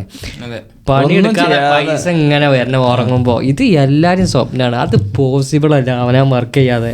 അത് ആൾക്കാർ ഇപ്പോഴും മനസ്സിലാക്കണം. അതായത് നമ്മുടെ സ്വന്തം സ്കില്ല് നമ്മൾ എന്തെങ്കിലും മെച്ചപ്പെടുത്തി, അതായത് നമുക്ക് എന്തെങ്കിലും ആക്റ്റീവായിട്ട് നമ്മൾ ചെയ്ത് ഒരു സ്ട്രീം ബിൽഡ് ചെയ്ത് കഴിഞ്ഞാൽ മാത്രമേ അതിനൊരു വരുമാനം വരുള്ളൂ. നമ്മൾ മെച്ചപ്പെടാതെ വെറുതെ എങ്ങനെ പൈസ വരുന്ന സ്കീമാണോ ഉടനെ ഇതേപോലെ ഇത് പറഞ്ഞപ്പോഴാ വേറെ സാധനം സ്മാർട്ട് പേ പറഞ്ഞ സാധനം നിങ്ങൾ കേട്ടോ, മൾട്ടി ലെവൽ മാർക്കറ്റിംഗ്, അനീഷ് മേനോന്റെ ഒക്കെ. അത് ഞാൻ ഒരു മൾട്ടി ലെവൽ മാർക്കറ്റിംഗ് എല്ലാവർക്കും സ്കാമാണെന്ന് പറയാൻ പറ്റില്ല. അതിന്റെ പ്രൊഡക്ട്സ് ഉണ്ട്. കാരണം ഇപ്പൊ പോൺസി സ്കീമും മൾട്ടി ലെവൽ മാർക്കറ്റിംഗിന്റെ വ്യത്യാസം എന്ന് വെച്ച് കഴിഞ്ഞാൽ മൾട്ടി ലെവൽ മാർക്കറ്റിംഗിന്റെ ഒരു പ്രൊഡക്റ്റ് ഉണ്ട്. ആ പ്രൊഡക്റ്റ് നല്ല രീതിക്ക് സെയിൽ ചെയ്ത് കഴിഞ്ഞാൽ ആ സെയിൽസിന്റെ ബേസിൽ ഒരു കമ്മീഷൻ വരും. കാരണം അവർ ബേസിക്കലി ആ മാർക്കറ്റിംഗ് കോസ്റ്റ് ആണ് അവിടെ ലാഭിക്കുന്നത്. സ്മാർട്ട് വേല ഞാൻ ചോദിച്ച സമയത്ത് എനിക്ക് ഒരുപാട് പ്രൊഡക്ട്സ് വന്നിരുന്നു. 4000 റുപ്യ അനീഷ് മേനോന്റെ മോട്ടിവേഷൻ കേട്ടിട്ടാ ജോയിൻ ചെയ്ത്. അല്ലല്ല, ഇന്റെ തൃശ്ശൂരിൽ നിന്നൊക്കെ എന്റെ ഒരു ഫ്രണ്ട് വന്നതുകൊണ്ട് കോളേജ്, ഞാൻ തിരുവനന്തപുരത്ത് പഠിക്കുമ്പോൾ കോളേജിൽ വന്നതുകൊണ്ട് ഓൻ പറഞ്ഞു 12,000 റുപ്യാണ് കാരണം. ഞാൻ പറഞ്ഞു 12,000 റുപ്യ നടക്കൂല അറിയാറുണ്ട്, 6,000 റുപ്യ ഉണ്ടാവും, നമുക്ക് ഷെയർ ഇട്ട് എടുക്കാറുണ്ട്. 6,000 റുപ്യ ഞങ്ങൾ ഒരു അക്കൗണ്ട് ഷെയർ ചെയ്തു. എന്നിട്ട് പ്രൊഡക്റ്റ് ഒക്കെ വന്നു. പ്രൊഡക്റ്റ് ഒക്കെ കോളേജിലേക്ക് അഡ്രസ് ഒക്കെ അയച്ചു തന്നെ. എന്നിട്ട് ഞാൻ തന്നെ ഫുൾ യൂസ് ചെയ്തത് ഈ ഷവർ ജെല്ലി ക്രീം. അല്ല, പക്ഷേ ഇത് സ്കാം ആയിട്ട് പറയാറ്റില്ല കേട്ടോ. അത് നമ്മൾ ആളെ ചേർത്ത് എനിക്ക് റിട്ടേൺസ് വരുന്നോ അങ്ങനത്തെ സ്കീമിലാണ് എന്നോട് പറയുന്നത്. കമ്പനിയിൽ വരെ എന്താ സംഭവിക്കുന്നത് എനിക്കറിയില്ല. പക്ഷെ എന്നോട് പറയുന്നത് എന്താണ്, എനിക്ക് ഇതിന് ഡെയിലി റിട്ടേൺസ് വരും, എന്താ ഇതിന്ന് ആളെ ചേർക്കനുസരിച്ച് ഇത്ര റിട്ടേൺസ് വരും. ആ സ്കീമാണ്. അല്ല, നമ്മൾ അതിനനുസരിച്ച് വർക്ക് ചെയ്യുകയാണെങ്കിൽ യൂസ്ഫുൾ ആയിട്ടുള്ള ഒരു പ്രൊഡക്റ്റ് ഉണ്ടെങ്കിൽ അത് ഡയറക്ട് സെയിലാണ്. ഒരു ഇപ്പം പറഞ്ഞ പോലെ തന്നെ മാർക്കറ്റിലുള്ള ഈ കോസ്റ്റിനെ എലിമിനേറ്റ് ചെയ്യാണ്. ഒരു മാർക്കറ്റിങ്ങിനുള്ള കോസ്റ്റ്, അതുപോലെ തന്നെ അതിന്റെ തേർഡ് പാർട്ടി, അതിന്റെ ഇടയിലുള്ള ഒരുപാട് ആളുകളെ എലിമിനേറ്റ് ചെയ്തിട്ടുള്ള ഒരു ഷെയർ ആണ് നമ്മൾക്ക് തരുന്നത്. നല്ല രീതിക്ക് എഫേർട്ട് ഇടണം. അതായത് കുറഞ്ഞ ടൈം പീരീഡില് നല്ല രീതിക്ക് എഫേർട്ട് ഇട്ട്, അതായത് ഒരുപാട് എഫേർട്ട് ഇട്ട് കഴിഞ്ഞാല് പൈസ ഉണ്ടാക്കാൻ പറ്റിയ ഏറ്റവും നല്ല വഴി MLM എന്നാണ് റോബർട്ട് ടി കിയോസാക്കി പറഞ്ഞിട്ടുള്ളത്. കേരളത്തിൽ 10 വർഷം മുമ്പുള്ള MLM ചെയ്യുന്ന കമ്പനി, ഐ മീൻ ഇവരൊക്കെ പോലെ സ്മാർട്ട് വേ ഒക്കെ പോലെ ഇപ്പൊ ഏതെങ്കിലും കമ്പനി ഉണ്ടോ? ഏതാണ് ഒരു ഇൻഡസ്ട്രി എന്താ പറഞ്ഞിട്ടൊരു കമ്പനി, അവർക്ക് കുറെ ഹെൽത്ത് പ്രൊഡക്ട്സ് എന്തൊക്കെയുണ്ട്. പക്ഷെ അത് അല്ല, അങ്ങനെ നമ്മൾ പറയാൻ പറ്റില്ല. ഒരു കമ്പനി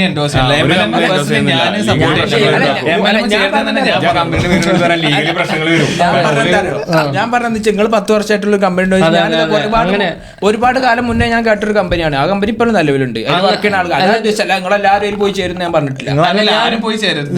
ഞാൻ എന്റെ അയൽവാസികൾ പെണ്ണുങ്ങളും ഇവരൊക്കെ ഇങ്ങനെ വിളിക്കാണ് ഓരോരുത്തരെ. ഞാൻ അങ്ങനെ പൈസ ഉണ്ടാക്കി എനിക്കൊരു അയൽവാസി ഉണ്ട്, പേര് ഞാൻ പറയുന്നില്ല. ഇവൾക്ക് മാസം മാസം കൂടുമ്പോ ഓരോ MLM നെറ്റ്വർക്കാണ്. ഇപ്പൊ ഓള് ക്രിപ്റ്റോനെ കുറിച്ചിട്ടൊന്നും അവൾക്ക് ഒന്നും അറിയില്ല. ഇപ്പൊ ഏതൊക്കെ USDT ഏതൊക്കെ കോയിനിലൊക്കെ ഓള് ഏൺ ചെയ്യുന്നത് അങ്ങനെയൊക്കെ ഇല്ല, അവൾക്ക് അറിയില്ലത് എന്താ അറിയില്ല. ഇത് അപ്പൊ വാട്സപ്പ് സ്റ്റാറ്റസിൽ ഇങ്ങനെ കടന്ന് കറങ്ങും. അന്ന് ഇവിടെ ഇവരില്ലേ നല്ല റിസോർട്ടിലൊക്കെ മീറ്റ് ചെയ്യാ, ഇവർക്ക് കമ്മ്യൂണിറ്റി ഉണ്ടാവും. കേക്ക് കട്ട് ചെയ്യാ, കേക്ക് കട്ടിങ് ഒക്കെ മെയിനാ വരാ. സത്യം.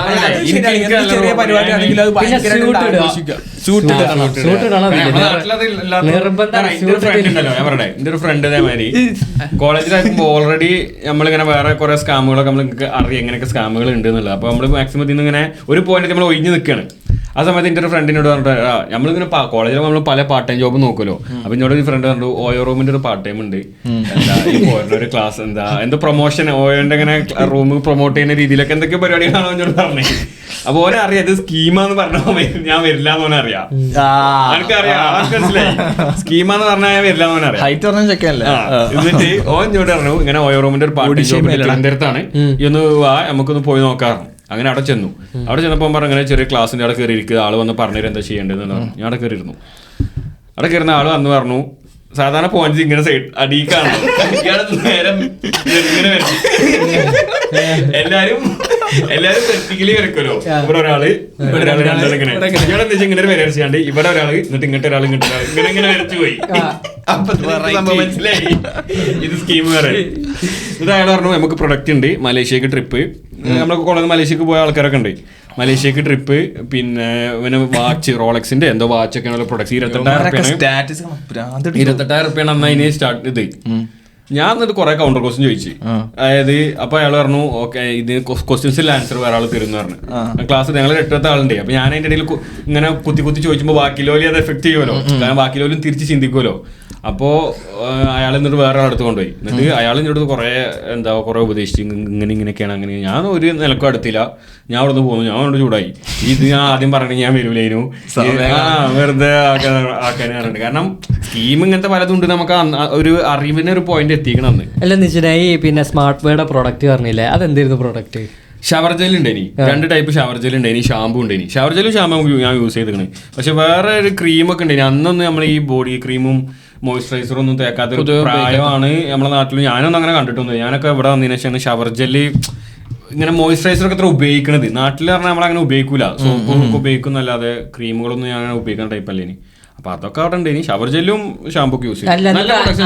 നല്ല സ്മെല്ലും കുഴപ്പമില്ലാത്ത പ്രൊഡക്ട്സ് ചെയ്യുന്നു, ക്വാളിറ്റി ഉള്ള സാധനങ്ങളൊക്കെ തന്നെ. അല്ല എന്നിട്ട് എനിക്ക് ഈ പ്രൊഡക്റ്റ് സെല് ചെയ്യണമെങ്കിൽ അത് സെല് ചെയ്തു. പ്രൊഡക്റ്റ് സെല് ചെയ്യാൻ എങ്ങനെ? ഞാൻ ഒരാളെ ചേർക്കാണ്. ഓന് ഞാൻ ഇപ്പൊ അടുത്തൊരു 6,000 രൂപയ്ക്ക് ഒരുത്തൻ എന്റെ അടിയിൽ ചേർത്തി. അപ്പൊ ഓന് ഈ പ്രൊഡക്റ്റ് കിട്ടും, ഓന് പ്രൊഡക്റ്റ് കിട്ടും. അപ്പൊ പ്രൊഡക്റ്റ് സെല്ലിംഗ് ആണ് നടക്കണേ. അതായത് ഞാൻ 6,000 രൂപയ്ക്ക് ഓന പ്രൊഡക്റ്റ് വാങ്ങാൻ എന്റെ അടുത്ത് നിന്ന്, മനസ്സിലായില്ലേ? എന്റെ അടുത്ത് 6,000 രൂപയ്ക്ക് ഓൻ പ്രൊഡക്റ്റ് വാങ്ങുമ്പോൾ ആ 6,000 നിന്ന് ഒരു 250, 500 അങ്ങനെ എന്തോ എനിക്കും കിട്ടും. അപ്പൊ ഓന് ഞാൻ പ്രൊഡക്റ്റ് ഓർമ്മല്ല, 500,000 ഓർമ്മല്ല. പക്ഷെ ഞാൻ പറയാം, അപ്പൊ അവിടെയും പ്രൊഡക്റ്റ് വിൽക്കലാണ് നടക്കുന്നത്. ഞാൻ ഇപ്പൊ എന്നോട് വന്ന് പറയട്ടെ അങ്ങനെ ഒരു പരിപാടി ഉണ്ട്, ഈ കൂടുന്ന എനക്കും പൈസ കിട്ടും എന്ന് പറയാം. ഞാൻ ഉദ്ദേശിക്കുന്നത് എന്താണ്, കമ്പനി ഉദ്ദേശിക്കുന്നത് എന്താ, ഞാൻ 6,000 രൂപയ്ക്ക് ഓന് വിറ്റു, അതിനൊരു 500 രൂപ കമ്പനി എനിക്ക് തന്നു. അതേപോലെ ഓൻ്റെ അടിയിൽ ആളെ ചേർക്കുകയാണ്. അപ്പൊ എന്താണ്, ഇതൊന്നും നമുക്ക് ആവശ്യമില്ലാത്ത പ്രൊഡക്ട്സ് ആണ്. നമ്മളിത് പൈസ ഉണ്ടാക്കാന്നുള്ള മൈൻഡിൽ ചെയ്യുന്ന ഒരു പരിപാടിയാണ്, മനസ്സിലായില്ലേ? അല്ല യൂസ്ഫുൾ ആയിട്ടുള്ള പ്രൊഡക്ട്സ് ആണെങ്കിൽ ഓക്കെ. എന്ന് വെച്ചാൽ ഇപ്പോൾ ഒരു പ്രൊഡക്റ്റ് നമുക്ക് വീണ്ടും ആ കമ്പനി തന്നെ വാങ്ങി ഉപയോഗിച്ചുകൊണ്ടിരിക്കുകയാണെങ്കിൽ നമുക്ക് എക്സാമ്പിൾ ഇപ്പൊ മീഷോ ഒക്കെ അങ്ങനെ ചെയ്യുന്നത് ഞാൻ എനിക്കറിയില്ല ഡീറ്റെയിൽ ആയിട്ട്. പക്ഷെ മീഷോയിലൊക്കെ ഇതേപോലെ ഡയറക്ട് സെല്ലിംഗ് ആണ്. നമ്മൾ ജോയിൻ ചെയ്യുക, നമ്മൾ ആ പ്രൊഡക്ട്സ് വേറെ ആൾക്കാർക്ക് വിൽക്കുക. അതൊക്കെ പിന്നെയും ഡ്രസ് ഐറ്റംസ് ഒക്കെ തോന്നുന്നു അല്ലേ? പിന്നെ ഇവർക്ക് ഓരോ പ്രൊമോഷൻ ഉണ്ട് ഓരോരുത്തർക്ക്, ലീഡർ, മാസ്റ്റർ, മറ്റേ പ്ലാറ്റിനം, അങ്ങനെ എന്താ ഇവരായിട്ട് നമുക്ക് സംസാരിച്ച് നിൽക്കാൻ പറ്റില്ല. നമ്മളിത് വേണ്ടാന്ന് പറഞ്ഞ് ഒഴിവാക്കി തരുമെന്ന് ചോദിച്ചു കഴിഞ്ഞാൽ ഇവർക്ക് എല്ലാത്തിനും കൗണ്ടർ ഉണ്ട്. ഞാൻ പറയില്ല, ഇതിന് ജോയിൻ ചെയ്ത് കഴിഞ്ഞാൽ ഒരു ഗുണം നല്ല സെയിൽസ് സ്കില്ല് കിട്ടും. ഇവര് ട്രെയിനിങ് തരും, ഇത് എങ്ങനെ സംസാരിക്കണം, ഇവർ ഇങ്ങനെ പറഞ്ഞാൽ അത് എങ്ങനെ കൗണ്ടർ ചെയ്യണം. ഞാൻ 2 ആഴ്ച ഞാൻ പറഞ്ഞിട്ടില്ല, 2-3 ആഴ്ച മുന്നേ ഒരു ലേഡി വിളിച്ചിരുന്നു, എനിക്ക് ഒഴിവാക്കാൻ പറ്റില്ല, എന്തായാലും ഇതും ജോയിൻ ചെയ്യണം. അതായത് നമ്മളെ പരിചയത്തിലുള്ള ഒരാൾ വഴി വന്നാണ്. ഇത് എങ്ങനെ പറഞ്ഞിട്ട് ഒഴിവാക്കാൻ പറ്റുന്നില്ല.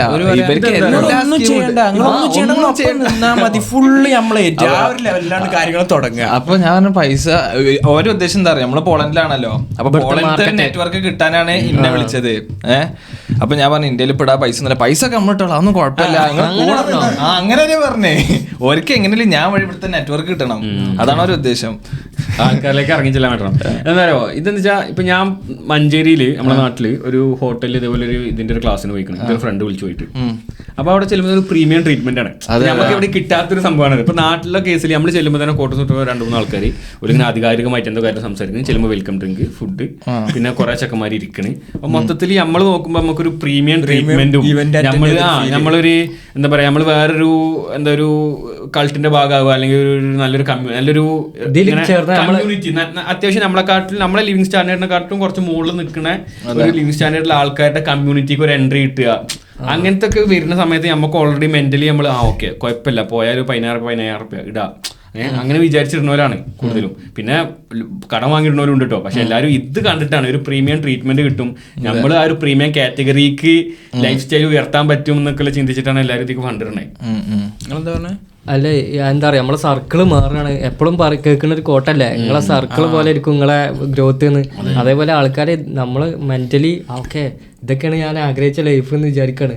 പക്ഷേ ഇവരിത് ഫുള്ള് ഇങ്ങനെ ഒരു തട്ടിപ്പാണെന്ന് ആർക്കും അറിയില്ലല്ലോ. ലാംബോർഗിനിയും റേഞ്ച് ഓവറൊക്കെ ആയിട്ട് വന്നു കഴിയുമ്പോൾ നമ്മളൊന്നും ചിന്തിക്കില്ല, എനിക്കും ഇങ്ങനെ ആയാലും. അല്ല അതൊക്കെ ചിലവര് എടുക്കുന്നവരുണ്ട് കേട്ടോ. ചിലപ്പോ വാടക എടുത്ത്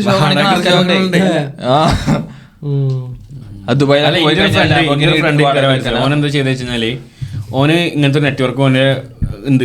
ഓന് കോളേജിൽ എല്ലാ കുറച്ച് ചെക്കന്മാരൊക്കെ ചേർത്ത് ഓനെ നെറ്റ്വർക്ക് വലുതാക്കണം. അപ്പോൾ ഓൻ എന്ത് ചെയ്തു, ആയതിന് ഒരു മലേഷ്യൻ ട്രിപ്പ് ഇട്ടു. എന്നിട്ട് എല്ലാവരോടും പറഞ്ഞു ഞാൻ ഇതുകൊണ്ടാണ് മലേഷ്യൻ ട്രിപ്പ് പോയത്. ഓന് 18,000 റുപ്യ എന്തോ കൊടുത്താൽ നടന്ന് ടിക്കറ്റ് മലേഷ്യ പോയി വരാം. 18,000 റുപ്യ അന്നത്തെ 2016-17 അപ്പോൾ ഓനൊന്ന് മലേഷ്യ പോയി വന്നപ്പോത്തിന് ഓൻ്റെ അടിയിൽ എത്ര ആൾക്കാരെ ചേർന്നറിയോ കോളേജിൽ നിന്ന്. കാരണം ഓനാ മണി ചെയിൻ അവിടെ കൊണ്ടുവന്നു, എന്നിട്ട് മലേഷ്യ പോയി വന്ന്. അപ്പൊ എന്താ എല്ലാരും ചിന്തിക്കണം, എന്താവോ ഓന ഇതിൽ നിന്ന് കിട്ടിയ പൈസ കൊണ്ട് മലേഷ്യക്ക് പോയി, അപ്പൊ അത്യാവശ്യം ലെവലായി.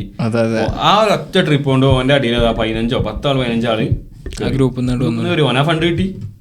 ഈ സെയിം സംഭവം തന്നെ എല്ലാ ക്രിപ്റ്റോന്റെ കാര്യത്തിലും നടക്കുന്നത്. എന്താ പറയുക, ഒരു കറൻസിയുടെ ഇപ്പൊ മീം കോയിൻസിന്റെ ടൈമാണ്. സൊലാന എന്ന് പറഞ്ഞ ബ്ലോക്ക് ചെയിനിൽ ഒരുപാട് മീം കോയിൻസ് വരുന്നുണ്ട്. ഏറ്റവും കൂടുതൽ ട്രാൻസാക്ഷനൊക്കെ ഇപ്പൊ നടക്കേണ്ടത് സൊലാനയിൽ. എന്താ വെച്ചാൽ ഫീ കമ്മിയാണ്.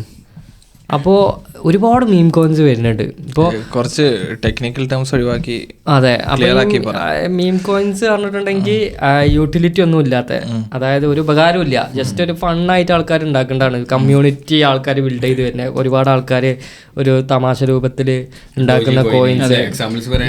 ഡോജ്, ഇലോൺ മസ്കിന്റെ ട്വീറ്റ്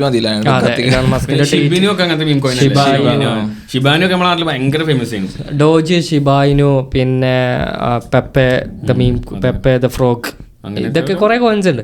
അപ്പോൾ ഈ സൊലാനിയിൽ കോയിൻസ് ആർക്കും ഉണ്ടാക്കാം, അധികം പൈസ ഒന്നുമില്ല. അപ്പോൾ ഞാൻ എന്ത് ചോദിച്ചിട്ടാ, ഇവർ ഒരു കോയിൻ ക്ലിക്കായെന്ന് കണ്ടിട്ടുണ്ടെങ്കിൽ ഒരു കോയിൻ ഒരാൾ ഇപ്പോൾ 1000, ഇപ്പോൾ ഷിബായിനുവിൽ $17 $4 ബില്യൺ ആക്കിയ ഒരാളുണ്ട്. $17 $4 ബില്യൺ. അതിൻ്റെ ആദ്യത്തെ ഹോൾഡേഴ്സിൽ ഒരാളാണ്. $17 $4 ബില്യൺ ആക്കി. $17 എത്ര കോയിൻസ് ആയിരുന്നു അവരെ? അത് ട്രില്യൺസ് ഉണ്ടാവും. അതാണ് മനസ്സിലായോ? $4 ബില്യൺ പറഞ്ഞിട്ടുണ്ടെങ്കിൽ എത്ര ആയി? $1 ബില്യൺ പറഞ്ഞിട്ടുണ്ടെങ്കിൽ 8,000 കോടിയുടെ മേലായി. $4 ബില്യൺ. പക്ഷെ അതിന്റെ ലിക്വിഡിറ്റി എത്ര? അയാൾ കുറെ മൂവ് ചെയ്തു. പക്ഷെ അയാൾ അതല്ല ഇപ്പോൾ പ്രശ്നം. എന്താ വെച്ചിട്ടാ, ഈ സൊലാനിയിൽ ഒരുപാട് മീം കോയിൻസ് ഇങ്ങനെ വരികയാണ്. ആൾക്കാരൊക്കെ എന്താ വെച്ചിട്ടാ, ട്രെയിൻ ആ ഒരു ലെക്കില്ലേ, അത് വർക്ക് ചെയ്യാൻ വേണ്ടിയിട്ട് ഇങ്ങനെ ഇൻവെസ്റ്റ് ചെയ്യും. $10 $20 $30 ഇങ്ങനെ ഇനീഷ്യലായിട്ട് ഇൻവെസ്റ്റ് ചെയ്യും. പക്ഷേ ഇത് എന്ത് ചെയ്യും, ഇത് ഇവർക്ക് ലിക്വിഡിറ്റി ഇല്ലായിട്ട് ഈ പൈസ ഇവർക്ക് വിഡ്രോ ചെയ്യാൻ പറ്റില്ല കുറേ സ്കാമിൽ. അതായത് പിന്നെ നമ്മൾ വിൽക്കുന്ന സമയത്ത് വാങ്ങാൻ ആളില്ല. അതെ അതെ അതെ. അപ്പോൾ പിന്നെ അല്ലെങ്കിൽ ഇതിന്റെ സർക്കുലേഷന്റെ മൊത്തം സപ്ലൈയുടെ എത്ര പെർസെൻറ്റേജ് ഒരാളേക്കാർ ഓൺ ചെയ്യുന്നത്, ഇതൊന്നും ആൾക്കാർ ചെക്ക് ചെയ്യൂല. 80% വാങ്ങിച്ച് ഒരാളേക്കാർ ഓൺ ചെയ്യുന്നത്. അപ്പോൾ ഇയാൾ എന്ത് ചെയ്യും, നല്ല പമ്പ് ചെയ്ത് വിടും കോയൻ. എന്നിട്ട് ഇയാൾ ഒറ്റയടിക്കാണ് സെല്ല് ചെയ്യുമ്പോൾ സാധനം $1 ചിലപ്പം 0.000 സംതിങ് വരും. അയാൾക്ക് അത്രയും പ്രോഫിറ്റ് ആയിട്ടുണ്ടാവും. അങ്ങനെ സ്കാംസ് പല വിധത്തിലുണ്ട്. പിന്നെന്താ പറയുക, ട്രൈ ചെയ്യാൻ വേണ്ടിയിട്ട് വേണം ചെറിയ പൈസക്കാർക്കൊക്കെ ഇട്ടോക്കാൻ. ഇപ്പം ഇൻ കേസ് നാട്ടിലൊക്കെ ഉണ്ട് മറ്റേ പെന്നി സ്റ്റോക്കിൽ ഇൻവെസ്റ്റ് ചെയ്ത് നോക്കുന്ന ആൾക്കാരുണ്ട്. ചെറിയ ചെറിയ പൈസ 500 ഗാംബ്ലിംഗ് ആണ്. അടിച്ചു കഴിഞ്ഞാൽ ലോട്ടറി. അതാണ് അതിലൊന്നും കാര്യമില്ല. ഞാൻ പറഞ്ഞില്ല, അത് നല്ല രീതിക്ക് പഠിച്ച് ചെയ്യുകയാണെങ്കിൽ ഇപ്പൊ നമ്മൾ ക്രിപ്റ്റോ കറൻസി സ്കാം കൂടി മിക്സ് ചെയ്ത് പറഞ്ഞപ്പോ കുറെ ആൾക്ക് വിചാരിച്ചു ക്രിപ്റ്റോ കറൻസീസ് ഒക്കെ സ്കാം ആണെന്ന്. ക്രിപ്റ്റോ കറൻസി ഒരിക്കലും സ്കാം അല്ല. അത് നല്ല രീതിക്ക് പഠിച്ച് മനസ്സിലാക്കണം. നമ്മൾ വാറൻ ബഫെ പറഞ്ഞിട്ടുണ്ട്, ലൈക്ക് നമ്മൾ ഇൻവെസ്റ്റ് ചെയ്യണ കാര്യം എന്താണോ അത് നന്നായിട്ട് മനസ്സിലാക്കാൻ പറ്റുകയാണെങ്കിൽ മാത്രം ഇൻവെസ്റ്റ് ചെയ്യാം. അതിനൊരു മനസ്സിൽ വന്നിട്ടില്ല. അതിനെ don't invest in something you do not believe in, അങ്ങനത്തെ എന്തൊരു കോട്ടാണ്. അപ്പൊ അത് നല്ല രീതിക്ക് പഠിച്ച് അതാണെങ്കിൽ മാത്രം മുന്നോട്ട് പോവുക. അതന്നെ പറഞ്ഞ. അപ്പൊ ഈ ക്രിപ്റ്റോന്റെ ടെക്നോളജി എന്ന് പറഞ്ഞത് ഏറ്റവും നല്ല ടെക്നോളജിയാണ്. നമ്മളെ 21st സെഞ്ച്വറിയിൽ വന്ന ടെക്നോളജിയിൽ ഒന്നാണ്. ബിറ്റ്കോയിനിൽ സംഭവിച്ച ഏറ്റവും വലിയ ഈവൻ്റ് എന്താണെന്ന് ചോദിച്ചിട്ടുണ്ടെങ്കിൽ സതോഷി നക്കാമോട്ടോ ലെഫ്റ്റ് ചെയ്ത ദിവസം 2013 പുള്ളിക്കാരൻ ലാസ്റ്റ് മെയിൽ അയച്ചു, ബിറ്റ്കോയിൻ നല്ല ആൾക്കാരുടെ കയ്യിലാണ്, അയാള് ലെഫ്റ്റ് ചെയ്തു. പിന്നെ അയാൾ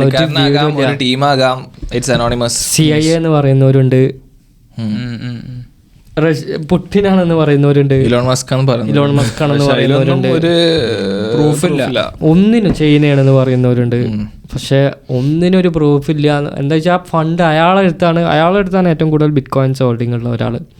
അയാളെ ഫണ്ട് ഇപ്പോഴും മൂവ് ചെയ്തിട്ടില്ല. ഇത്രയും അയിലെത്തി. മനസ്സിലായോ? നമ്മള് സ്റ്റോക്ക് മാർക്കറ്റ് തുടങ്ങിയ സമയത്ത് നമ്മള് അയാളെ പേര് ഞാൻ മറന്നുപോയടാ.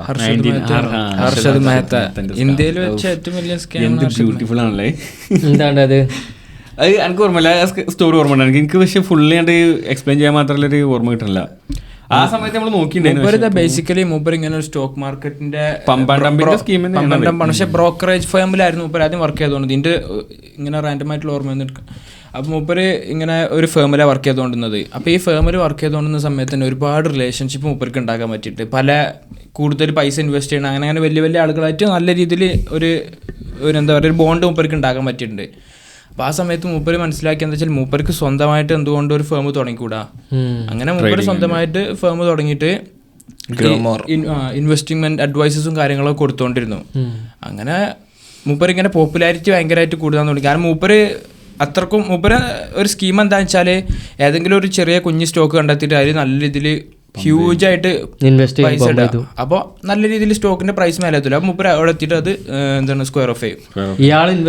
കിട്ടാനുള്ള പണി എന്ന് വെച്ച് കഴിഞ്ഞാൽ മണി മാർക്കറ്റിൽ നിന്ന് അയാൾ കുറച്ച് ബോൺസിന്റെ സ്കാം നടത്തിയത്. അത് സ്കാം എന്ന് പറയത്തില്ല, ബേസിക് ഇന്ത്യൻ മാർക്കറ്റിലുള്ള ഒരു ലൂപ്ഹോൾ മാനിപ്പുലേറ്റ് ചെയ്യാണ് ചെയ്തത്. മണി മാർക്കറ്റിൽ നിന്ന് വരുന്ന പൈസ, ബോൺസിൽ നിന്ന് വരുന്ന പൈസ വെച്ചിട്ട് അയാൾ ഒരുപാട് പൈസ ഉണ്ടാക്കും. അത് വെച്ചിട്ട് പെനി സ്റ്റോക്സും ഇതുപോലത്തെ സ്റ്റോക്സ് ഒക്കെ പമ്പ് ചെയ്യും. അപ്പൊ അത് പിന്നെ അതിന്റെ പിന്നിൽ ഇൻവെസ്റ്റിഗേഷൻ കാര്യങ്ങൾ പോയപ്പോഴാണ് അറിയുന്നത് ഇതുപോലത്തെ ഒരു കമ്പനി എന്നോ പൂട്ടി പോയിട്ടുണ്ടായിരുന്നു.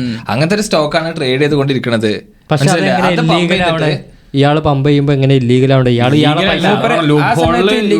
അതല്ല മൂപ്പര് ACC അങ്ങനെ എന്തൊക്കെ പറഞ്ഞിട്ട് അതൊക്കെ സ്പെസിഫിക് ആയിട്ട് കുറച്ച് സ്റ്റോക്കുകളിലൊക്കെയാണ് മൂപ്പര് ഭയങ്കരമായിട്ട് ഇത് ട്രേഡിങ് നടത്തിയത് തോന്നുന്നുണ്ട്. അങ്ങനെ ഒരു സമയത്ത് മുമ്പ് പറഞ്ഞ പോലെ ബോണ്ടുകളില്ലേ, ബോണ്ടുകൾ ഒരു ബാങ്കിൽ നിന്ന് വാങ്ങിയിട്ട് മൂപ്പര് ക്യാഷ് കൊടുക്കാതെ മൂപ്പര് ആ ട്രസ്റ്റ് ബിൽഡ് ചെയ്തു. അങ്ങനെ മൂപ്പര് SBIക്ക് എങ്ങാനും ഒരു നല്ലൊരു സംഖ്യ കൊടുക്കാനുള്ള അങ്ങനെ എന്തോ ഒരു സെറ്റപ്പായി. മനസ്സിലായോ? ബോണ്ട് മൂപ്പരെ കയ്യിലുണ്ട്, പക്ഷെ ബോണ്ടിനുള്ള പൈസ മൂപ്പര് കൊടുത്തിട്ടില്ല. പിന്നെ ഒരു സമയത്ത് മൂപ്പര് ഫേക്ക് ബോണ്ട് ഉണ്ടാക്കാൻ തുടങ്ങി. മൂപ്പരന്റെ ബോണ്ടും പിന്നെ അതുപോലെ തന്നെ പല പേപ്പേഴ്സും ഉണ്ടാക്കിയിട്ട് അത് ബാങ്കുകൾക്ക് കൊടുക്കാൻ തുടങ്ങി. അപ്പോൾ ബാങ്കുകളൊക്കെ അത് മൂപ്പര് ആ ട്രസ്റ്റിൽ ചെയ്തു. അപ്പം അങ്ങനെ ഒരു സമയമായപ്പോൾ ഇയാളെ ഈ ഗ്രോത്ത് ഈ സ്റ്റോക്ക് മാർക്കറ്റിൽ തന്നെ പല ആളുകളും പഠിക്കാൻ തുടങ്ങി. കാരണം അത്രയും വലിയ ബോളിവുഡിലൊക്കെ മൂപ്പര് ഒരു സെലിബ്രിറ്റി ലെവലിലെത്തിയെന്ന് ഒരുപാട് മാസികകളൊക്കെ മൂപ്പര് ഒരു സ്റ്റാർ ക്യാരക്ടർ ആക്കിയിട്ട് ഇങ്ങനെ പറഞ്ഞുകൊണ്ടിരുന്ന സമയമാണ്. അങ്ങനെ ആളുകൾ ഇയാളെ കുറിച്ച് പഠിക്കാൻ തുടങ്ങി. ഒരു ലേഡി, ഏതോ ഒരു ലേഡി SBIയിലൊക്കെ പോയിട്ട് ഇങ്ങനെ കാര്യങ്ങളൊക്കെ പഠിച്ചു. അങ്ങനെ ഈ ലേഡി ഒരു റിപ്പോർട്ട് കൊണ്ടുവന്നു. ആ റിപ്പോർട്ടിലാണ് ഇയാളുടെ സ്കാം പുറത്തെത്തിയത്. കാരണം ഇയാൾ ഇങ്ങനെ ഫേക്ക് ആയിട്ടുള്ള ബോണ്ടും കാര്യങ്ങളും ഡോക്യുമെന്റ്സ്. ഇതിൽ സ്കാം എന്ന് പറഞ്ഞാൽ അയാൾ കുറച്ച് ലൂപ്പ് ഹോൾസ് യൂട്ടിലൈസ് ചെയ്തിട്ട് ഒരു സ്കാം ചെയ്തതാണ്. അതേ പറഞ്ഞാൽ അത്രയും ബ്യൂട്ടിഫുൾ ആയിട്ട് അയാൾ എക്സിക്യൂട്ട് ചെയ്തത്. യൂട്യൂബിലൊക്കെ ഇഷ്ടംപോലെ നല്ല രീതിക്ക് ക്രാഷ് ആയിനെ. സോറി 1982 അങ്ങനെ എന്തോ 1982 ആണോ കറക്റ്റ് ഓർമ്മല്ലേ? അങ്ങനെ എന്തോ ആണ്. കാരണം നമ്മളത് 2-3 കൊല്ലം മുമ്പ് എന്തോ ആണ് നമ്മളത് പഠിച്ചിട്ടുണ്ടായിരുന്നു ശരിക്കും. ഓക്കെ. പക്ഷേ ക്രിപ്റ്റോനെ അപേക്ഷിച്ച് നോക്കുമ്പോൾ സ്റ്റോക്കിൽ സ്കാംസ് കമ്മിയാണ്. കാരണം cryptos are not regulated. Stocks ഏതാണോ ആ രാജ്യം ഇപ്പൊ നമ്മളെ ഇന്ത്യൻ സ്റ്റോക്ക് മാർക്കറ്റ് തന്നെ റെഗുലേറ്റഡ് ആണ് SEBI, security and exchange board of India. അതുപോലെ തന്നെ എല്ലാ രാജ്യങ്ങൾക്കും അവരുടേതായിട്ടുള്ള ബോർഡ്സ് ഉണ്ട്. അപ്പൊ നമ്മൾ ഒരു സ്റ്റോക്ക് ചൂസ് ചെയ്യുമ്പോൾ നമുക്ക് എല്ലാ ഈ എന്തൊക്കെയാണ് സെക്യൂരിറ്റി എല്ലാം ചെക്ക് ചെയ്യാൻ പറ്റും. ആ സ്റ്റോക്കിന്റെ ഫണ്ടമെന്റൽസ് നമുക്ക് നോക്കാൻ പറ്റും, ചെക്ക് ചെയ്യാം. ലിസ്റ്റ് ചെയ്ത കമ്പനി അല്ലേ, അതിന്റെ എന്താണ് ട്രേഡ് ചെയ്യുന്ന സ്റ്റോക്സ് ഒക്കെ ലെജിറ്റ് ആണ്. അതുകൊണ്ട് ആ കാര്യത്തിലാണ്. പക്ഷെ ക്രിപ്റ്റോന്റെ കേസിൽ ആ റെഗുലേഷൻ ഇല്ലാത്തതുകൊണ്ടാണ് കുറെയൊക്കെ ഈ നമ്മളെ ഡെക്സില് അല്ല സോറി ഇതിലില്ലേ സെൻട്രലൈസ്ഡ് എക്സ്ചേഞ്ചിലൊക്കെ ലിസ്റ്റ് ചെയ്ത് നമുക്ക് വിശ്വസിക്കാൻ പറ്റും. പക്ഷെ അതിൽ തന്നെ ഒരുപാട് ക്രിപ്റ്റോ ഇതായതുണ്ട്. ഇപ്പൊ ലൂണയുടെ കേസില്ലേ, ലൂണ അത് അവരത് എന്ത് ചെയ്ത് അവര് പൊളിഞ്ഞില്ലേ. ലൂണയുടെ കോയിൻ അറിയാം, ഒരു സൗത്ത് കൊറിയക്കാരൻ ലൂണ നല്ല അവർ ബിറ്റ് കോയിൻ ഏറ്റവും കൂടുതൽ ഹോൾഡ് ചെയ്ത് വരുന്ന ഒരു കമ്പനി ആയിരുന്നു. ലാസ്റ്റ് ക്രാഷ് ഉണ്ടാവാൻ ഒരു റീസൺ അവരിതാ. അതേപോലെ തന്നെ ഒരു വോൾഡ് എക്സ്ചേഞ്ച് ഉണ്ടായിരുന്നു ഇന്ത്യയില്, ക്രിപ്റ്റോ കറൻസി ട്രേഡ് ചെയ്യാൻ, വോൾഡ് VIULD. അതും ഇതേപോലെ പൂട്ടി പോകേണ്ടി വന്നു. ഇതിന്റെ കാര്യമാണല്ല ഈ എന്താ നോർത്തില് നിങ്ങൾ പറഞ്ഞ ഇതൊന്നും എന്താ പറയാ ഇതല്ല മോണിറ്റേഡ് അല്ല. ഇപ്പൊ സെബി ഇതൊക്കെ NS ഇതൊക്കെയാണ്. പക്ഷെ ഒരു എന്താ സ്കാം ഉണ്ട്, ഞാൻ പറഞ്ഞതാ ഏതറിയോ IPL-ന്റെ അത് ഭയങ്കര കോമഡിയാണ്. അതായത് അത് ബെറ്റിങ്ങിന്റെ ഒരു സ്കാമാ. രാജ്ബെറ്റാണോ? രാജ്ബെറ്റ് അല്ല, അതൊക്കെ വിടി. ഇത് എന്ന് പറഞ്ഞാൽ പക്ക ഞാൻ പറഞ്ഞതാ. അതായത് ഫേക്ക് IPL ഗുജറാത്തിലും ഉത്തർപ്രദേശിലും ഗുജറാത്തിലും ഫേക്ക് IPL നടത്തി. എന്നിട്ട് ഇത് യൂട്യൂബിൽ സ്ട്രീം ചെയ്തിട്ട് ടെലഗ്രാം ത്രൂ ഒറിജിനൽ IPL എന്ന് പറഞ്ഞിട്ടാണ് ബെറ്റിംഗ് നടക്കണേ. അതായത് ഒറിജിനൽ 2017 ഒറിജിനൽ IPL കഴിഞ്ഞ് ഒരു 10 ദിവസത്തെ ഗ്യാപ്പിൽ ഇവരെന്ത് ചെയ്തു, ഗുജറാത്തിലെ അഹമ്മദാബാദിൽ നിന്ന് എന്തോ 2 കിലോമീറ്റർ എന്തോ ദൂരമുള്ളൂ, അവിടെ ഒരു പാടത്ത് ഫേക്ക് IPL ഫുൾ സെറ്റപ്പില്, സ്റ്റേഡിയം അല്ല, ക്യാമറ കാണിക്കുന്നത് ഫുൾ പ്ലേയേഴ്സിന് മാത്രം. അപ്പൊ അവിടുന്ന് കുറച്ച് ലോക്കൽ ആൾക്കാരെ പിടിച്ചിട്ട് ഒരെന്ത് ചെയ്തു, 2-3 ടീം സെറ്റ് ചെയ്തിട്ട് 8 ടീമായിട്ട് ഇവരെന്നെ ജേഴ്സി മാറ്റി കളിക്കുക. അങ്ങനെ ക്വാർട്ടർ ഫൈനൽ വരെ എത്തി. ക്വാർട്ടർ ഫൈനൽ എത്തുമ്പോഴാണ് ഇത് പോലീസ് പിടിക്കണേ. ടെലിഗ്രാമില് റഷ്യക്കാര്, ഇത് ഫുള്ള് റഷ്യക്കാരെ പറ്റിയാണത്. അപ്പൊ ഇത് സംബന്ധിച്ച് ഇതിന്ന് ഇവരെ ടീമിന്ന്, ഇത് മെയിൻ ഓപ്പറേഷൻ നടത്തുന്ന ടീമിന്ന് 4 പേരെ കണ്ട് റഷ്യയിലെ ഏതോ ബാറിലൊക്കെ വർക്ക് ചെയ്താണ്. അതേപോലെ ഇപ്പൊ നമ്മളൊക്കെ അബ്രോഡ് വന്നവരും അബ്രോഡ് പോയിട്ട് അവിടെ വർക്ക് ചെയ്താണ്. അപ്പൊ അവിടുന്ന് ഇവർക്ക് ഇങ്ങനെ കണക്ഷൻ കിട്ടും. അവരവിടെ ക്രിക്കറ്റ് കളിക്കാൻ പോകും, അതേപോലെ തന്നെ പബ്ബിൽ വർക്ക് ചെയ്യും. അപ്പൊ പബ്ബിലൊക്കെ വരുന്ന ആൾക്കാർ ഇങ്ങനെ ബെറ്റിങ്ങും അങ്ങനെയൊക്കെ ചില ആൾക്കാരൊക്കെയാണ്. അപ്പൊ ഇവർക്ക് ആ ഒരു നെറ്റ്വർക്ക് കിട്ടിയിട്ട് ഇവർ അത് ത്രൂ ഇങ്ങനെ IPL-നെ പറ്റി പറഞ്ഞു കൊടുത്ത് ടെലഗ്രാം ഗ്രൂപ്പിക്ക് ആഡ് ചെയ്ത് പറ്റിച്ചു. മനസ്സിലായില്ലേ? എന്നിട്ട് ആ വീഡിയോ യൂട്യൂബിൽ കാണണം. അതായത് ഫേക്ക് ഫുൾ ഫെഡ് ലൈറ്റ് ഒക്കെ വെച്ച് എന്താ പിച്ചൊക്കെ വിട്ട് ഒരു പാടത്ത് കളിക്കുക IPL ഓരോ ജേഴ്സി 2017 ഈ ബെറ്റിങ്ങിന്റെ കുറെ ആപ്ലിക്കേഷൻസും വെബ്സൈറ്റും നല്ല കേരളത്തിലൊക്കെ ഇപ്പോൾ വൈറലായിക്കൊണ്ടിരിക്കുന്നുണ്ട്. ഇന്ത്യയിൽ ഇപ്പൊ സ്റ്റേക്ക് ഇപ്പോൾ പോപ്പുലർ ആയിട്ടുള്ള ഒരു ബെറ്റിംഗ് ഗാംബ്ലിംഗ് എല്ലാം ഉള്ളൊരു പിന്നെ ആപ്ലിക്കേഷൻ വെബ്സൈറ്റ് എല്ലാം ഉള്ളതാണ്. സ്റ്റേക്ക് ആരൊക്കെ വെച്ചിട്ടാ എൻഡോഴ്സ് ചെയ്യുന്നത്? ഇവര് ഡ്രേക്ക്, അതേപോലെ വലിയ വലിയ ഈ ഓൺലൈൻ സ്ട്രീമേഴ്സ്, ഈ എയ്ഡിൻ റോസ് അവരൊക്കെയാണ് ഇത് പിന്നെ പ്രൊമോട്ട് ചെയ്യുന്നത്. അത് ഇന്ത്യയിലെത്തി. ഇതെന്തായാലും ഇവർക്കൊരു അൽഗോരിതം ഉണ്ടാവും വിജയിക്കാനുള്ള, ഈ ഇവർക്ക് ഇതിന് പ്രോഫിറ്റ് ഉണ്ടാക്കാനുള്ള. എന്നാലും ആൾക്കാർ ഇതിലൊക്കെ പോയി ചാടും. പിന്നെ തന്നെ ഇപ്പോൾ പുതിയ സെറ്റപ്പ് ഡീപ് ഫേക്ക് വെച്ചിട്ട് ഇങ്ങനത്തെ ഓരോ കാര്യങ്ങൾ പ്രൊമോട്ട് ചെയ്യാൻ. ഞാൻ നാളെ ആർക്കോ ഒരു വീഡിയോ മിസ്റ്റർ ബീസ്റ്റിന്റെ വീഡിയോ ഇതാണ് ഫേക്ക് ഒരു പ്രൊമോട്ട് ചെയ്യുന്നുണ്ടെന്ന് പറഞ്ഞിട്ട് ഇങ്ങനെ വെറുതെ ആഡ് വന്നുകൊണ്ടിരിക്കും. അതുകൊണ്ട് അങ്ങനത്തെ ഒരു ഇതുണ്ട്, ഒരു ഫേസ് ഉണ്ട്. ചാരിറ്റി പ്രവർത്തനം ചെയ്തിട്ടും ഫണ്ട് കൊടുത്തിട്ടൊക്കെ. അപ്പൊ മിസ്റ്റർ ബീസിന്റെ പേരിൽ ഓരോ ഗെയിം ഒക്കെ വരിക, എന്നിട്ട് പറയണ നിങ്ങൾ ഇത് കളിക്കണം, ഇതിനും ഫണ്ട് കിട്ടും, മിസ്റ്റർ ബീസ് ഡയറക്റ്റ് തരുന്ന ഫണ്ടാണ്, അപ്പൊ കിട്ടാൻ ചാൻസ് കൂടുതലാണ്, എല്ലാവരും ലിവിംഗ് സ്റ്റാൻഡേർഡ് കൂടട്ടെ എന്നുള്ള രീതിയിൽ മിസ്റ്റർ ബീസ് തുടങ്ങിയ പുതിയ ഗെയിമാണെന്നൊക്കെ പറഞ്ഞിട്ട് എന്തൊക്കെ എനിക്ക് ഇൻസ്റ്റാഗ്രാമിൽ ആഡ് വരലുണ്ട്. അല്ല ഇപ്പൊ AI ഇങ്ങനെ കൂടി വരുന്ന സ്ഥിതിക്ക് ഡീപ് ഫേക്സ് ഒക്കെ ഭയങ്കര ഒരു കൺസേൺ ആണ്. ഇപ്പൊ നമ്മൾ തന്നെ മൾട്ടിപ്പിൾ ഇമേജസ് നമ്മളത് വെച്ച് കഴിഞ്ഞാൽ നമ്മളൊരു ഡീപ് ഫേക്ക് ഉണ്ടാക്കാൻ വലിയ ബുദ്ധിമുട്ടൊന്നുമില്ല. നമ്മൾ ഇത്രയും ഓഡിയോസും കാര്യങ്ങളൊക്കെ അവൈലബിൾ ആണ്. പൊതുവെ ഡീപ് ഫേക്സ് മനസ്സിലാക്കാൻ വെച്ചാൽ 10-15 സെക്കൻഡിന്റെ വീഡിയോസ് ഒക്കെ ആണെങ്കിൽ പിന്നെ മുഖമൊക്കെ ശ്രദ്ധിക്കുമ്പോൾ മനസ്സിലാവും. ശ്രദ്ധിച്ച് നോക്കുമ്പോൾ തല തിരിക്കുമ്പോഴൊക്കെ ഗ്ലിച്ചസും കാര്യങ്ങളൊക്കെ മനസ്സിലാവും. അപ്പൊ ലൈക്ക് നമുക്ക് മനസ്സിലാക്കണമെങ്കിൽ ഡീപ് ഫേക്ക് ആണോ എന്നുള്ളൊരു ഡൗട്ട് വരികയാണെങ്കിൽ അങ്ങനത്തെ എന്തെങ്കിലും ഗ്ലിച്ചസും കാര്യങ്ങളും തല തിരിക്കുമ്പോഴുള്ള ഗ്ലിച്ചസും കാര്യങ്ങളൊക്കെ ചിലപ്പോൾ 2023-24 ആയിരിക്കും. 28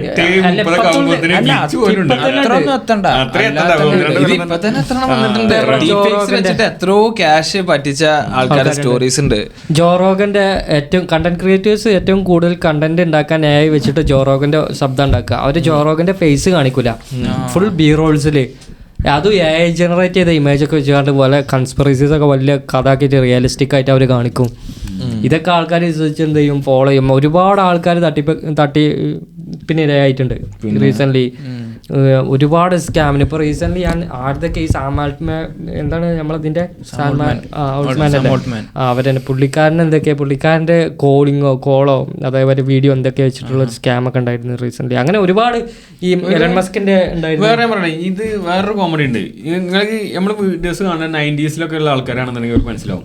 പണ്ട് നമ്മളെ ചെറിയ ഫോണിൽ SMS വരും, നൈജീരിയയിൽ നിന്നാണ് ഇത്ര ഫണ്ട് ഞങ്ങൾക്ക് ഇത്ര കിട്ടിയത് അക്കൗണ്ട് എന്താ അന്ന് മെസ്സേജ് ആയിട്ട് വന്നിനി. അതായത് ഇത്ര $, നിങ്ങൾക്ക് ഇവിടെ നിങ്ങളെ മൊബൈൽ നമ്പർ വിൻ ചെയ്തിരിക്കണെന്ന് പറയും. നിങ്ങളുടെ മൊബൈൽ നമ്പറിന് ഇത്ര $, വിൻ ചെയ്തിരിക്കണേ, ഇത് റിലീസ് ചെയ്യണമെന്നുണ്ടെങ്കിൽ നിങ്ങൾ ഇതിന്റെ ടാക്സോ സർവീസ് ഫീ ആയിട്ട് ഇത്ര അടക്കണം എന്ന് പറഞ്ഞിട്ട്. അതിപ്പോ നമ്മള് ജിമെയിൽ ചെക്ക് ചെയ്തിട്ടുണ്ട്. ഇപ്പൊ ഇമെയിലിൽ വരുന്നുണ്ട്, ബിറ്റ് കോയിൻ നിങ്ങളെ ഇതിൽ ഇത്ര പർച്ചേസ് ചെയ്തിരിക്കണ്, ഇത് നിങ്ങളെ വാലറ്റിക്ക് അയച്ചു തരാൻ റെഡിയാണ്, ഇതിന് വേണമെന്നുണ്ടെങ്കിൽ ഇന്ന ടോൾ ഫ്രീ നമ്പറിൽ വിളിക്കുക, അല്ലെങ്കിൽ ഇതിന് ഇത്ര ഈ വാലറ്റിക്ക് ഇത്ര എമൗണ്ട് ഗ്യാസ് ഫീ അടച്ചു കഴിഞ്ഞാൽ എന്താണ് നിങ്ങൾക്ക് ഈ ബിറ്റ് കോയിൻ നിങ്ങളെ വാലറ്റിക്ക് ആടാവുന്ന പറഞ്ഞു ട്രാൻസ്ഫർ ചെയ്യാൻ പറ്റും. കണക്ട് ആയി കഴിഞ്ഞാൽ പിന്നെ അവർക്ക് ആക്സസ് ആയി. ഇഷ്ടം പോലെ ആൾക്കാർക്ക് നഷ്ടപ്പെട്ടുണ്ട്. ഈ ബോർഡ് ടൈപ്പ് ഒക്കെ അല്ലേ, അതൊക്കെ ലക്ഷങ്ങൾ കൊടുത്ത് മേടിച്ചു കൊടുത്ത് ആൾക്കാർക്ക് എത്രങ്ങാനും പോയിക്കോന്ന് അറിയോ. എന്താ വെച്ചാൽ ഇവരൊക്കെ ഡിസ്കോഡ് ഇല്ലേ, ഇതിന്റെ ഈ കമ്മ്യൂണിറ്റിയുടെ ഡിസ്കോഡ്ക്ക് എല്ലാവർക്കും ആക്സസ് ഉണ്ടാവും. അതിലൊരു പിന്നെ NFT ഹോൾഡർ ആയിട്ട് എന്ത് ചെയ്യും, ഇവർ പ്രറ്റൻഡ് ചെയ്യും ദിവസങ്ങളോളം. ഇങ്ങനെ ചാറ്റ് ചെയ്ത് അതിൽ നിന്ന് ഒരാളെ ഫ്രണ്ടാക്കി എടുക്കും. എന്നിട്ട് ഫ്രണ്ടാക്കി എടുത്തിട്ട് എന്ത് ചെയ്യും, പിന്നെ അവരോട് പേഴ്സണലി ടോക്കിംഗ് കൊടുക്കും, ചാറ്റിംഗ് കൊടുക്കും. എന്തായാലും എല്ലാവരും അനോണിമസ് ആണ്. ഒറിജിനൽ ആളും ഗ്ലോബലി എല്ലാവരും അനോണിമസ് ആണ്. ഇവരെ പ്രൊഫൈൽ പിക്ചർ ഒന്നും കാണിക്കുന്നില്ല. ഈ എയ്പ്പാണ് പ്രൊഫൈൽ പിക്ചർ ആയിട്ടുള്ളത്. എന്നിട്ട് എന്ത് ചെയ്യും, ഇവർ എന്തെങ്കിലും ഒരു ലിങ്കോ ഇതൊക്കെ കണ്ട് അയച്ചു കൊടുത്തുകൊണ്ട് അവിടെ ആക്സസ് ആണ് നേടും. പിന്നെ അവിടുന്ന് അങ്ങനെ പോയോ ഇഷ്ടം മില്യൺസ് പോയ ആൾക്കാരുണ്ട്. ഏറ്റവും കൂടുതൽ ക്രിപ്റ്റോയിൽ സ്കാം നടത്തിക്കൊണ്ട് ഈ ലസുറാസ് എന്ന് പറഞ്ഞിട്ടുള്ള ഇവര് നോർത്ത് കൊറിയൻ ഗ്രൂപ്പാണ് നടത്തിയിട്ടുള്ളത്. ലാസുറാസിനെ പറ്റി നമ്മൾ പറഞ്ഞില്ലേ, GTA-ന്റെ അത് ലാസുറാസ് അല്ല, അവരത് വേറൊരു ടീമിന്റെ പേരാ. ലാസുറാസില് പിന്നെ ഇവര് നോർത്ത് കൊറിയന്റെ ഇതില്ലേ ന്യൂക്ലിയർ ഫുള്ള് ഫണ്ട് ചെയ്തിട്ടുണ്ട് ക്രിപ്റ്റോയിൽ. അവര് വേറെ ആൾക്കാരത് കട്ടെടുത്ത പൈസ ആയിട്ടാണ് അവർ ഫുൾ അവരെ ന്യൂക്ലിയർ ഇത് ഫണ്ട് ചെയ്യുന്നതെന്നുള്ള റിപ്പോർട്ടുണ്ട്. എത്ര കാണും $3 ബില്യൺ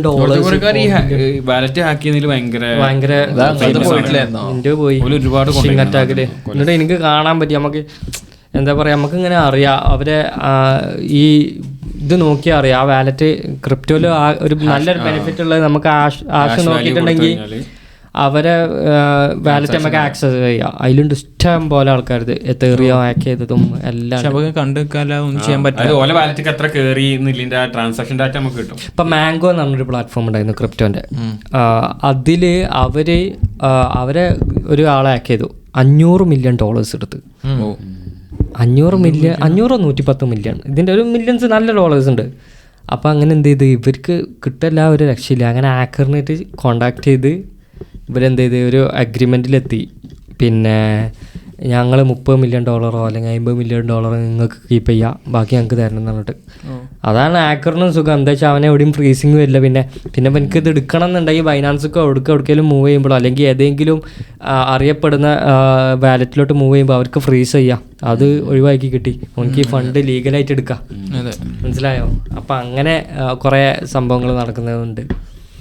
ഇതേപോലെ ഹാക്കറിനെ മലർത്തി അടിച്ചൊരു സംഭവം ഉണ്ട്. എൻ്റെ ഒരു കൂട്ടുകാരൻ അവന് ഇതേപോലെ വെനിസ്വേല എവിടുന്നാണ്, അങ്ങനെ ഭയങ്കര ഫേമസ് ആയിട്ടുള്ള സെറ്റപ്പാണ്. വെനിസ്വേല പോലത്തെ ഒരു സ്ഥലത്താണ്. അപ്പോൾ എന്താ സംഭവം വെച്ചാൽ ഇവർ ക്യാഷ് എന്തോ ഒരു ആവശ്യത്തിന്, ഇങ്ങനെ ട്രേഡിങ്ങിന് എന്തോ ആവശ്യത്തിന് ക്യാഷ് വേണം. അപ്പം കുറച്ച് ക്യാഷ് കൊടുത്ത്, അന്ന് ഇതേപോലെ ഈ കത്തി നിൽക്കുന്ന സമയമാണ് ഈ എല്ലാവരും മറ്റു കാര്യങ്ങളൊക്കെ ആയിട്ട്. കുറച്ച് ക്യാഷ് കൊടുത്ത് ഓരോ വെച്ച് ട്രേഡിങ് കൊടുത്ത് നമ്മൾ പറഞ്ഞ പോലെ കുറേശ്ശെ പ്രോഫിറ്റ്സ് ഇങ്ങനെ റിട്ടേൺസ് കൊടുക്കാൻ തുടങ്ങി. അപ്പോൾ അവർ പറഞ്ഞു വീണ്ടും ക്യാപിറ്റൽ വേണമെന്ന്. അപ്പോൾ അവൻ പറഞ്ഞു വീണ്ടും കൊടുത്തു. അപ്പം അങ്ങനെ പ്രോഫിറ്റ് ഉണ്ടാക്കിക്കൊണ്ടേ ഇരിക്കുകയാണ്. അപ്പോൾ ഒരു സമയത്ത് എൻ്റെ അടുത്ത് പറഞ്ഞു ഏകദേശം 25 ലക്ഷം രൂപയ്ക്ക് ഇക്വലൻ്റ് ആയിട്ടുള്ള ഫണ്ട് തന്നു കഴിഞ്ഞാൽ വമ്പൻ പ്രോഫിറ്റുകൾ തന്നുകൊണ്ടേ ഇരിക്കാമെന്നുള്ളത്. അപ്പം അമ്മ പറഞ്ഞു ക്യാഷ് റെഡിയാണ്, പക്ഷേ വേറൊരു പ്രശ്നമുണ്ട്. അപ്പോൾ ഓന് ഒരു സെറ്റപ്പ് പറഞ്ഞിട്ട് ഇപ്പം ഈ ഫണ്ട് ഇവിടുന്ന് ബ്ലോക്കായി കിടക്കുകയാണ്, അത് റിലീസ് ചെയ്യാൻ കുറച്ച് ഫണ്ട് വേണമെന്ന് പറഞ്ഞിട്ട് അവിടെ നിന്ന് ഫണ്ട് വാങ്ങി. അതോട് ഇപ്പോൾ ഇത് ബ്ലോക്ക് ചെയ്യുകയും ചെയ്ത്. എന്നിട്ട് ഇവൻ 5 ലക്ഷം റുപ്യ കിട്ടി. അങ്ങോട്ട് സ്കാം ചെയ്തു. അങ്ങോട്ട് സ്കാം ചെയ്തു. അത് എപ്പോഴും വർക്ക് ചെയ്യില്ല ചിലർക്ക്. അല്ല അത് പക്ഷെ കൊറേ കാലം കൊണ്ട് ഉണ്ടാക്കിയെടുത്ത എന്താണത്. ഇന്ത്യയിൽ ഭയങ്കര ഫേമസ് ആയിട്ട് നടക്കുന്ന സ്കാമാണ് മൈക്രോസോഫ്റ്റ് സ്കാം. മൈക്രോസോഫ്റ്റിന്റെ കോൾ സെന്റർ യൂട്യൂബിൽ അടിച്ചു നോക്കിയാൽ ഇഷ്ടം പോലെയാണ്. ഇന്ത്യൻസിനല്ലേ ഏറ്റവും കൂടുതൽ നെഗറ്റീവ് ഉള്ള ഒരു കാര്യമാണ് വിദേശത്ത് സ്കാമിങ്. കോൾ സെന്റേഴ്സിന്റെ നോർത്ത് ഇന്ത്യയിലാണ് മെയിൻ ആയിട്ട്. 2009 ഇന്റർനെറ്റ് യൂസേഴ്സ്, അതായത് ഇന്ത്യത്തെ ഇന്റർനെറ്റ് യൂസേഴ്സ് 2% ഇപ്പൊ it's more than 2024 more than 1.2 billion ഒക്കെയാണ് ഇന്റർനെറ്റ് യൂസേഴ്സ്. അതായത് ചൈന കഴിഞ്ഞിട്ട് ലോകത്തിലെ ഏറ്റവും കൂടുതൽ ഇന്റർനെറ്റ് യൂസേഴ്സ് ഉള്ളത് ഇന്ത്യയിലാണ്. അത്രത്തോളം പൊട്ടൻഷ്യൽ ഉണ്ട് സ്കാമേഴ്സിന് ഇവിടെ. അല്ല ഞാൻ പറഞ്ഞ സ്കാം, മൈക്രോസോഫ്റ്റിന്റെ സ്കാം ഒക്കെ ഇവര് ചെയ്യണത് US ക്ലയൻസിനാണ്. ഇവിടെ ഇരുന്നിട്ട് കോൾ ചെയ്തിട്ട് അവർ US മൈക്രോസോഫ്റ്റിന്റെ എന്തോ കീ പർച്ചേസ് ചെയ്യുക, അത് പർച്ചേസ് ചെയ്യുക, അവരെ കൊണ്ട് ഇങ്ങനെ പർച്ചേസ് ചെയ്യിപ്പിക്കുകയാണ് ഓരോ സാധനങ്ങൾ. എന്നിട്ട് അതിന്റെ റീഫണ്ട് കൊടുക്കുക. ക്യാഷ് ബാക്ക് മൂലം പേ ബാക്ക് മൂലം ഒക്കെ കുറെ പരിപാടി. അവര് വേറെ എന്തൊക്കെ രീതിയിലാണ് ആ പൈസ റെഡീം ചെയ്യുന്നതൊക്കെ. അത് പറഞ്ഞത്, അതായത് ഓല് ചെയ്യണമെന്ന് വെച്ചാല് ഓല് നമ്മളെ കാർഡ് ഡീറ്റെയിൽസ് ഇങ്ങനെ കൊടുക്കാൻ പറയും മൈക്രോസോഫ്റ്റിന്റെ പർച്ചേസും കാര്യങ്ങളൊക്കെ ചെയ്യാൻ വേണ്ടിയിട്ട്. എന്നിട്ട് ഇവരത് ക്യാൻസൽ ചെയ്തിട്ട് ആ പൈസ ഇവർ എടുക്കുക. അങ്ങനെ എന്തൊക്കെ കുറെ പല സ്കാമുകൾ നടക്കും. ഡീറ്റെയിൽ എനിക്കറിയില്ല. പക്ഷെ യൂട്യൂബിൽ ഇന്ത്യൻ സ്കാമേഴ്സ് എക്സ്പോസ്ഡ് എന്നുള്ള സാധനം അടിച്ചു കൊടുത്ത ഒരുപാട് അമേരിക്കൻസ് എക്സ്പോസ് ചെയ്യുന്നുണ്ട്. അതായത് ഇവർ ഹാക്ക് ചെയ്യാൻ പോലെ. അപ്പൊ ഈ അവിടെ അല്ല US കുറെ അത്യാവശ്യം ഹാക്കേഴ്സ് ഉണ്ട്. ഇവരെന്ത് ചെയ്യാണ്, ഇവരെ കോൾ സെന്ററിലത്തെ ക്യാമറയും കാര്യങ്ങളൊക്കെ ആക്സസ് ചെയ്തിട്ടും ഇവരെ ഫ്രണ്ടിലുള്ള സിസ്റ്റത്തിന്റെ വെബ് ക്യാമറ ആക്സസ് ചെയ്തിട്ടൊക്കെ ഇവരെ തിരിച്ച് നമുക്ക് എക്സ്പോസ് ചെയ്യുന്ന ഒരുപാട് വീഡിയോസ് ഉണ്ട്. ഞാൻ റീസെൻ്റ്ലി വേറൊരു സംഗതി കണ്ടു. സ്കാം തന്നെയാണ് കേട്ടോ. ഇപ്പോൾ യൂട്യൂബിലൊക്കെ ഒരു വീഡിയോ ഉണ്ടാവും. അപ്പോൾ എന്തെങ്കിലും ഒരു ട്രബിൾ ഷൂട്ടിങ് എന്ന് വെച്ചാൽ എനിക്കൊരു ഇഷ്യൂ ഉണ്ട് കമ്പ്യൂട്ടറിനായി, ഞാൻ ഇങ്ങനെ ട്രബിൾ ഷൂട്ട് ചെയ്ത് ഇപ്പോൾ യൂട്യൂബിൽ സെർച്ച് ചെയ്ത് ഞാനത് കണ്ടെത്താണ്. അപ്പോൾ ഈ വീഡിയോൻ്റെ താഴെ കമൻറ്റ്, ഇപ്പോൾ നമ്മൾ പണ്ടൊക്കെ ഇട്ടില്ലേ, ആദ്യം എനിക്ക് ഒട്ടും മുടിയില്ലായിരുന്നു, പിന്നെ ഞാൻ ഗൾഫ് കയറ്റി കണ്ടത്, ഇപ്പോൾ എനിക്ക് നല്ല മുടിയുണ്ട്, ആ ഒരു സെറ്റപ്പില്ല. അതേമാതിരി ഇപ്പോൾ വന്നിട്ട് കമൻറ്റ് ഇടും, ഇതേ ഇഷ്യൂ എനിക്കുണ്ടായിരുന്നു, ഞാൻ എക്സ് എന്ന് പറഞ്ഞ ആളെ കോൺടാക്ട് ചെയ്തു ഒരാളെ, അപ്പോൾ എനിക്ക് ഫുള്ള് റെഡി ആയിരുന്നു. അപ്പോൾ സ്വാഭാവികമായിട്ട് ഈ ഇഷ്യൂ ഉള്ള ആളായിരിക്കും വീഡിയോ കാണുന്നതും അയാൾ പോയിട്ട് ഇവരടുത്ത് ചോദിക്കും എങ്ങനെയാണെന്ന്. മനസ്സിലായോ? അങ്ങനെ ഈ സംഗതിയിലൂടെ ഒരുപാട് ക്യാഷ് തട്ടിയെടുക്കുന്ന സെറ്റപ്പുകളുണ്ട്. എന്ന് വെച്ചാൽ ഈ കമന്റുകളും കാര്യങ്ങളും കാണുമ്പോൾ ആളുകൾ വിചാരിക്കും ഇത് ട്രസ്റ്റ് വർത്തി സെറ്റപ്പാണ്. എനിക്ക് ക്രിപ്റ്റോ അക്കൗണ്ട് ഒക്കെ ഉണ്ടായിരുന്നപ്പോൾ ഞാൻ അതിൽ എന്തെങ്കിലും ഒരു പോസ്റ്റ് ഇട്ട് അതിന്റെ താഴെ ഈ ആളിന് ഹെൽപ്പ് ട്രേഡ് വിത്ത് ഇന്ന അയാൾ എനിക്ക് ഇത്ര $1 ഉണ്ടാക്കി തന്നെ, ഇത് ഈ വയസ്സായവരൊക്കെ പ്രൊഫൈൽ പിക്ചർ വെച്ച് കാണുന്നതിലും അതിലൊക്കെ എത്ര ആൾക്കാർ, അത് പിന്നെ എല്ലാവർക്കും ഇതായി ഫെമിലിയർ ആയി, ഇങ്ങനത്തെ കമന്റ് ഫേക്ക് ആണ്. ഇപ്പൊ അത് കമ്മിയായിട്ടോ കുറെ. അതേപോലെ നിങ്ങൾ എക്സിൽ പോയിട്ട് ജസ്റ്റ് മെറ്റാമാസ്ക് എന്ന് എഴുതി കണ്ട് ഒരു ട്വീറ്റ് ഇട്ടാൽ മതി, അതിൻ്റെ താഴെ ഇങ്ങോട്ട് വരും ഞങ്ങൾ മെറ്റാമാസ്കിന്റെ ഹെൽപ്പ് സെന്റർ ആണ്, എന്താ ചെയ്തിട്ടുണ്ട്. മെറ്റാമാസ്ക് പറഞ്ഞാൽ ക്രിപ്റ്റോ വാലറ്റ്. അപ്പൊ ഇതിലോട്ട് ആക്സസ് എങ്ങനെയും കിട്ടുമെന്നുള്ളത് നോക്കാൻ വേണ്ടിയിട്ടാണ്. എന്തായാലും ഡെയിലി ക്രിപ്റ്റോയിലായാലും എവിടെ ആയാലും എത്രയോ ആൾക്കാർ തട്ടിപ്പിനിരയാണ്. അത് ബേസിക്കലി നമ്മളെ മെന്റാലിറ്റി കാരണമാണ്. പെട്ടെന്ന് പൈസ ഉണ്ടാക്കണം. അല്ല, പെട്ടെന്ന് പൈസന്റെ മാത്രല്ല, ഹെൽപ്പിന് പോകുമ്പോ ഇതേപോലെ പറഞ്ഞ പോലെ പോകുമ്പോ കമന്റ്സിലും ഇവിടൊക്കെ ഇവര് എന്ത് ചെയ്യും, ഈ ട്രാഫിക് നേരെ ഈ സ്കാമറിന്റെ വാട്സപ്പിലോ അല്ലെങ്കിൽ വെബ്സൈറ്റിലോ എവിടെയെങ്കിലും എത്തിക്കുന്നുണ്ട്. അങ്ങനെയുണ്ട്. ഇപ്പോൾ ഇനി അതല്ല വേറെ തട്ടിപ്പ്, ഇപ്പൊ നമ്മളെ മറ്റേ ഫിറോസ് കുന്നംപറമ്പിലില്ലേ, അവരൊക്കെ ചെയ്യുന്ന ഒരു വീഡിയോ ഉണ്ടല്ലോ, ചാരിറ്റി ആക്ടിവിറ്റീസ് ചെയ്യുന്ന വീഡിയോ. മുമ്പ് കുറേ ചെയ്തിരുന്നു, ഇപ്പോഴും ചെയ്യുന്നുണ്ട്. അങ്ങനെ മുമ്പ് ചെയ്ത വീഡിയോസ് ഇപ്പോൾ എടുത്തിട്ട് അതിന്മേൽ QR കോഡ് കയറ്റിയിട്ട് അത് അക്കൗണ്ട് നമ്പർ മാറ്റും, പുതിയ QR കോഡ് ഗൂഗിൾ പേന്റെ ഇതിന്റെ ഒക്കെ കയറ്റിയിട്ട്. പക്ഷെ അല്ല, ഫിറോസിനെ ആയിരിക്കും സംസാരിക്കണം, ജസ്റ്റ് ആ QR കോഡ് മാത്രം. ഫിറോസ് എന്നല്ല, ഈ രോഗികൾ നമ്മള് കഴിഞ്ഞ പ്രാവശ്യം ഇപ്പൊ റീസെന്റ് മറ്റേ സൗദിയിൽ തൂക്കിലേറ്റ് അങ്ങനത്തെ സ്കാം ചെയ്യുമ്പോ ഇപ്പൊ ഞാനാണ് സ്കാമർ വിചാരിച്ചോ, അപ്പൊ എനിക്ക് എന്റെ അക്കൗണ്ട് ഡയറക്റ്റ് ആയി കൊടുക്കാൻ പറ്റില്ല. കാരണം എന്റെ അക്കൗണ്ട് ഫണ്ട് വരുമ്പോൾ സ്വാഭാവികമായിട്ടും ട്രേസ് ചെയ്ത് വരാൻ പറ്റും. അപ്പൊ അതെങ്ങനെയാണ് ചെയ്യുന്നത്? കമ്പനി അക്കൗണ്ട് ചെയ്യാം, നമുക്ക് ഫണ്ട് വരുമ്പോ അവർക്ക് എന്തെങ്കിലും ചോയ്സ് എന്തെങ്കിലും കാണിക്കേണ്ടി വരും. നമ്മുടെ നാട്ടിൽ ഇപ്പൊ എന്ത് ഒരു ബാങ്ക് അക്കൗണ്ട് തുടങ്ങി KYC ചെയ്യണം. KYC ഇല്ലാതെ എങ്ങനെ ചെയ്യണം എനിക്കറിയാം. ഞാൻ കിട്ടുന്നുണ്ട് ഈ QR കോഡ് വെച്ചിട്ട്. അപ്പൊ നമുക്ക് നമുക്ക് എർച്ചി പോഡ്കാസ്റ്റൊക്കെ വന്നൊരു മെസ്സേജിൽ ഒരു പയ്യൻ പറയാണ്, ഈ അക്കൗണ്ട്സ് ഒക്കെ നോക്കിയിട്ടുണ്ടെങ്കിൽ ഇത് മുംബൈയിലും പിന്നെ മഹാരാഷ്ട്ര രജിസ്റ്റർ ചെയ്തിട്ടുള്ള അക്കൗണ്ട്സ് ആണെന്നാ പറയുന്നത്. അങ്ങോട്ടാണ് ഈ പൈസ പോകുന്നത്. അപ്പൊ ആൾക്കാർ ഇപ്പോഴും കൊടുക്കുന്നുണ്ട്. ഇപ്പൊ നമ്മളെ അബ്ദുറഹീമിന്റെ കേസിൽ തന്നെ കണ്ടില്ലേ, എത്രങ്ങാനും ആൾക്കാർ ഇത് ഫേക്ക് ഐഡന്റിറ്റിന്റെ പേരിലായിരിക്കും. അതെ, അബ്ദുറഹീമൊക്കെ ഒരുപാട് സ്കാംസ് നടന്നിട്ടുണ്ട് ഈ കത്തിക്കണ ടൈമില്. അത് ഫുള്ള് മലയാളീസ് അല്ലട്ടോ ചെയ്യുന്നത്, അവസരം മുതലെടുക്കാൻ ഇഷ്ടം പോലെ ആൾക്കാരുണ്ട്. അതെ, പിന്നെ വേറൊരു സംഗതി ഉണ്ടായിരുന്നു, ചിലപ്പോൾ നിങ്ങൾക്കൊക്കെ ഓർമ്മ ഉണ്ടാവും, നമ്മളൊക്കെ കൂട്ടുകാരുടെ ഇടയിലൊക്കെ പല ആൾക്കാർ ഇൻസ്റ്റാഗ്രാം അക്കൗണ്ട് ഹാക്ക് ചെയ്തിട്ടുണ്ടാവും. എന്നിട്ട് ഓരോ പുതിയൊരു പോസ്റ്റ് ഉണ്ടാവും, ഇത്ര $, ഏൺ ചെയ്തു എന്ന് പറഞ്ഞിട്ട്. എന്നിട്ട് ഒരുപാട് ആൾക്കാരെ അതിന്റെ കൂട്ടുകാരന് അങ്ങനെ ഒരു ഇതിൽ പെട്ടിട്ടുണ്ട്. അവന്റെ വിറ്റായി, അവനോട് പറഞ്ഞൊരു വീഡിയോ ഉണ്ടാക്കി അവന് മെസ്സേജ് അവന് മെസ്സേജ് അയച്ചിട്ട് പറഞ്ഞ് നീ ഇങ്ങനെ ഒരു വീഡിയോ എടുക്ക്, പിന്നെ എന്നാ ഞാനക്ക് പൈസ എന്താ തരാറിന്. അവൻ വീഡിയോ എടുത്ത് ഇവന്റെ ഒപ്പം ട്രേഡ് ചെയ്താൽ നല്ല കിട്ടും, അങ്ങനെ ഇപ്പൊ ആക്കിയതും ചെയ്ത അക്കൗണ്ട് ഈ വീഡിയോ ആണ് പോസ്റ്റ് ചെയ്തും ചെയ്തത്. ഈ ആലോചിക്ക് നമ്മളൊരു ഫ്രണ്ടിന്റെ, നമ്മളൊരു കോമൺ ഫ്രണ്ടിന്റെ ഒരു കോൾ വന്നു. സ്വാഭാവികമായിട്ടും കോൾ വന്നപ്പോൾ എടുത്തതാണ്. കോൾ അത് വീഡിയോ കോൾ ആയി. വീഡിയോ കോളിൽ നിന്നിട്ട് പെട്ടെന്ന് അയാളെ ഫേസ് കിട്ടിയാലോ എനിക്ക്, എന്നിട്ട് അപ്പൊ തന്നെ കോള് കട്ടായി. പിന്നെ ഉണ്ട് അയാളെ ഇൻസ്റ്റാഗ്രാമിലോ ഫേസ്ബുക്കില് മെസ്സഞ്ചറിൽ ഇത് വരുന്നേ, അയാളിങ്ങനെ ഒരു വേറൊരു പെണ്ണായിട്ട് ഇങ്ങനെ വീഡിയോ കോളിൽ ചാറ്റ് ചെയ്യുന്ന പോലത്തെ ഒരു സ്ക്രീൻ റെക്കോർഡിങ് വരുന്നത്. അത് അയാൾ പൈസ ചോദിക്കുക. അപ്പോൾ ഇയാൾ എനിക്ക് പൈസ തരാൻ പറ്റില്ല. അങ്ങനെ അപ്പോൾ ഞാൻ പറഞ്ഞു നിങ്ങളെ ഫ്രണ്ട് റിക്വസ്റ്റിലുള്ള ഫേസ്ബുക്കിലൊക്കെ നമ്മളെ ഫ്രണ്ട്സ് ആരൊക്കെ കാണാൻ പറ്റുമല്ലോ, അപ്പോൾ ആ ഫ്രണ്ട്സിലുള്ള എല്ലാവർക്കും ഷെയർ ചെയ്ത് കൊടുക്കും, നമ്മളെ ഫാമിലിയൊക്കെ ഇത് കാണും, പ്രശ്നമാവും പറഞ്ഞിട്ട്. മൂപ്പര് അറിഞ്ഞിട്ടില്ല, മൂപ്പര് അറിഞ്ഞിട്ടില്ല. കാരണം ആ മെസ്സേജ് എനിക്ക് വന്നപ്പോൾ ഞാൻ പറഞ്ഞു നിങ്ങൾ ഇങ്ങനത്തെ വീഡിയോ ഒക്കെ ഇന്ത്യക്ക് അയക്കണം. അപ്പോഴാണ് മൂപ്പര് അക്കൗണ്ട് ഹാക്ക് ചെയ്തിട്ട് എനിക്ക് അയച്ചെന്നല്ലേ. അതല്ല, അതേപോലെ തന്നെ നമ്മളെ നാട്ടിലുള്ള ചില പായന്മാരൊക്കെ എന്താ ചെയ്യുന്ന അറിയോ, ഇങ്ങനെ എന്തെങ്കിലും ഒരു മെസ്സേജ് ആണ് വരും, വല്ല ബ്രസീലിൽ നിന്നോ അല്ലെങ്കിൽ വല്ല യൂറോപ്പിൽ നിന്നുള്ള നല്ല അട്രാക്റ്റീവ് ആയിട്ടുള്ള പെൺകുട്ടികൾ. അപ്പൊ ഇപ്പം വിചാരിച്ചു ഇന്റെ സൗന്ദര്യം കണ്ടിട്ടാണല്ലോ ഈ മെസ്സേജ് അയക്കുന്നത്. മെസ്സഞ്ചറിലാണ് ഇങ്ങനത്തെ കൂടുതൽ നടക്കുക. ഇവനോട് പറയും ഈ ഫോട്ടോ അയച്ചാട്ട്, ആ ഫോട്ടോ അയച്ചാട്ട്, ഇവൻ അയച്ചു കൊടുക്കും. എന്നിട്ട് എന്ത് ചെയ്യും, എന്നാ ഇനി മതി കളി അവിടെ നിൽക്കാൻ. മനസ്സിലാക്കിയത് ബേസിക്കലി ഒരു യൂറോപ്യൻസ് നമ്മുടെ അടുത്ത് അങ്ങനെ ചോദിക്കേണ്ട ആവശ്യമില്ല, ഒരു ക്യാമറ വേണ്ട, അത്രേ ഉള്ളൂ. അപ്പോ നിങ്ങൾ ഈ പറഞ്ഞ ഇതേ സെറ്റപ്പ് തന്നെ ഇപ്പൊ പുതിയ ഓൺലൈൻ ജോബ് എന്ന് പറഞ്ഞിട്ട് ഉണ്ടല്ലോ, വീട്ടിൽ നിന്ന് വർക്ക് ചെയ്ത് അത്ര സാലറി അങ്ങനെ കിട്ടും പറഞ്ഞിട്ട് ഇതേ സാധനമാണ് ഇതേ സാധനമാണ് ഒരു എക്സിക്യൂട്ട് ചെയ്യണത്. അപ്പോൾ നമ്മൾ വീട്ടിലിരുന്ന് വെറുതെ നമുക്കൊരു എക്സ്ട്രാ സോഴ്സ് ഓഫ് ഇൻകം ആവില്ല എന്നിട്ട് നമ്മൾ ഒക്കെ ചെയ്യും. അപ്പോൾ ഒരു ഇന്റർവ്യൂ എന്തെങ്കിലുമൊക്കെ ഒരു കോൾ ചെയ്യുമ്പോൾ നമ്മളെ ഫോട്ടോ അല്ലെങ്കിൽ ബേസിക്കലി എന്താ അവർക്ക് ആവശ്യമുള്ളത് കിട്ടും. പിന്നെ ഒരു നമ്മളിങ്ങനെ ത്രെട്ടൻ ചെയ്യാൻ തുടങ്ങും. അതേപോലെ തന്നെ പെൺകുട്ടികളെ ഫോണിൽ ഈ ഒരു സ്കാം നല്ല നടക്കുന്നത് എന്താ വെച്ചാൽ, ഈ ഏതെങ്കിലും ഒരു പെൺകുട്ടീൻ്റെ ഫോൺ ആക്സസ് നേടും ഏതെങ്കിലും പയ്യന്മാർ. എന്നിട്ട് എന്താ ചെയ്യുക വെച്ചിട്ടാ, ഇപ്പോൾ ഇവളെ ഫ്രണ്ട് കുറേ കാലങ്ങൾക്ക് മുമ്പ് സ്റ്റാർട്ട് ചെയ്യാത്തൊരു ഫ്രണ്ട് മെസ്സേജ് അയച്ചിട്ട് എൻ്റെ ഒരു ഫോട്ടോ അയക്കുകയെന്ന് പറയും. എന്നിട്ട് ഫോട്ടോ അയച്ചു കൊടുക്കുമ്പോൾ പറയും പിന്നെ ഇത് ഞാൻ ഈ ഫോട്ടോ പലതും ചെയ്യും, ഇത് ഞാനല്ല. അങ്ങനെ ഉണ്ടായിട്ടുണ്ട്. അങ്ങനെ പോലീസ് കംപ്ലൈൻറ്റ് എടുത്തൊരു കേസ് എനിക്കറിയാം. പക്ഷെ അതൊന്നും ചെയ്യാൻ പറ്റില്ല, ആളെ കിട്ടില്ല. പിന്നെ എന്നിട്ട് എന്ത് ചെയ്യും, ഈ ചില പെൺകുട്ടികൾ മേടിച്ചിട്ട് എന്ത് ചെയ്യും, ചിലപ്പോൾ അതിന് വീഴും, ചിലവല്ല എന്ത് ചെയ്യും അറിയിക്കും വീട്ടുകാരെ. ഇപ്പോൾ നിങ്ങൾ പറഞ്ഞപ്പോൾ എനിക്ക് പെട്ടെന്ന് സെക്യൂരിറ്റി എന്നുള്ള സാധനത്തേക്ക് പോയതാ. റീസെൻ്റ്ലി വാട്സപ്പ് ഇന്ത്യയിൽ കോടതിയിൽ ഇത് പറഞ്ഞു, നിങ്ങൾ ഇങ്ങനെ ചെയ്യുകയാണെങ്കിൽ ഞങ്ങൾ ഇന്ത്യയിൽ നിന്ന് ക്വിറ്റ് ചെയ്യുന്നു.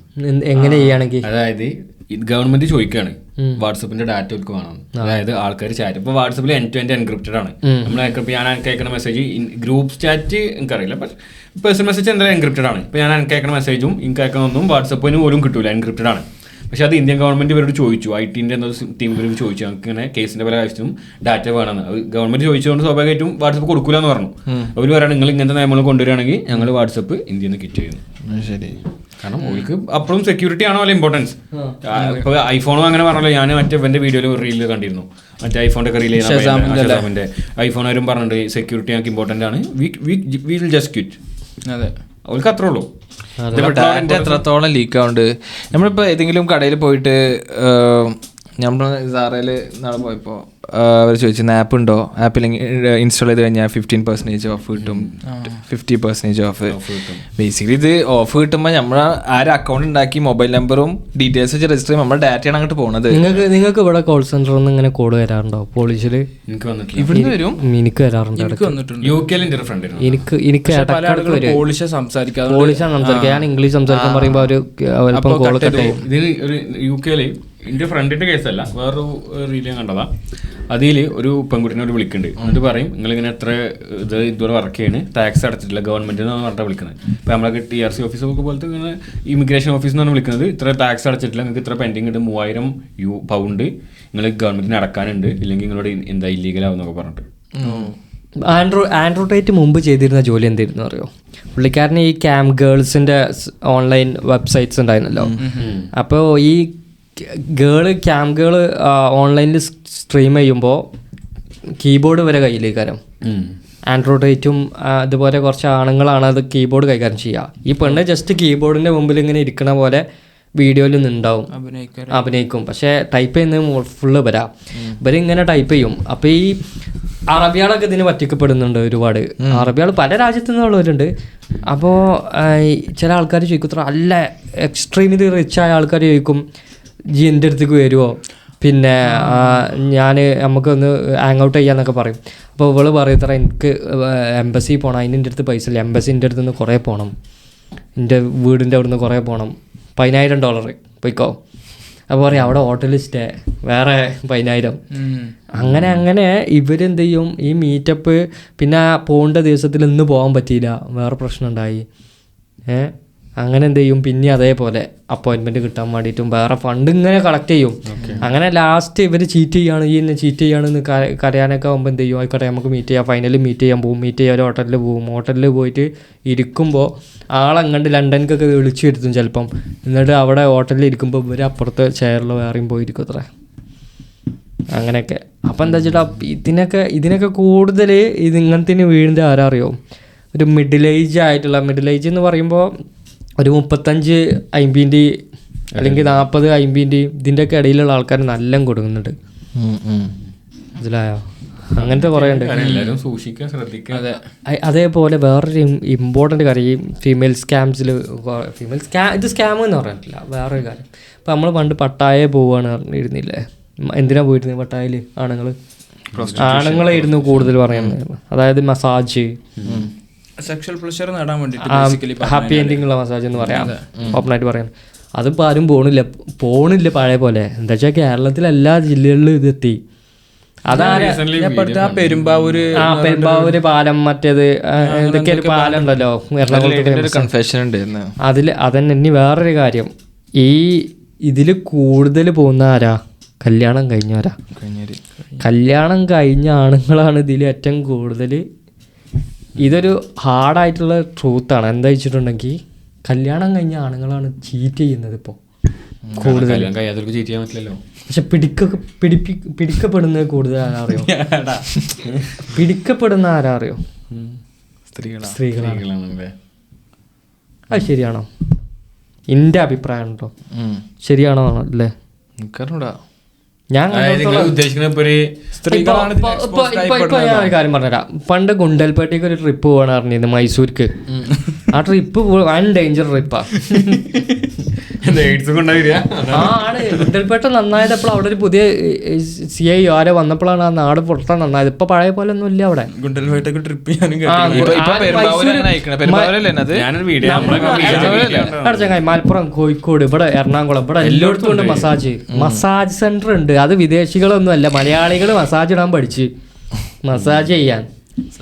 മലയാളികൾ മനസ്സിലാക്കി നമ്മളാണുങ്ങൾ വട്ടായി പോകേണ്ട പൈസ ഇവിടെ എങ്ങനെ നേടാൻ പറ്റും എന്നുള്ളതൊക്കെ ഇവര് മനസ്സിലാക്കിയെടുത്ത്. അങ്ങനെ ഇപ്പൊ യൂട്യൂബ് തന്നെ ഞാൻ നാളെ കണ്ടിട്ടുണ്ടായിരുന്നു. ഇതുപോലെ കേരളത്തിൽ ഒരു ബ്യൂട്ടി പാർലറിൽ ഒരാള് ഹിഡൻ ക്യാമ വെച്ച് പോണത്. അതന്നെ പറഞ്ഞു. അതേപോലെ ആസാമിയാളെ സ്ട്രീറ്റ്, മറ്റുള്ള സ്ട്രീറ്റ് ഒക്കെ ഉണ്ട്. ആ സ്ട്രീറ്റിലൊക്കെ ഫുള്ള് ഈ പരിപാടിയാ. ഇതിന്റെ ആൾക്കാരുണ്ട് അതിനായിട്ട്. ഇതിന്റെ ഫുള്ളല്ല, ഇതിന്റെ ആൾക്കാരുണ്ട്.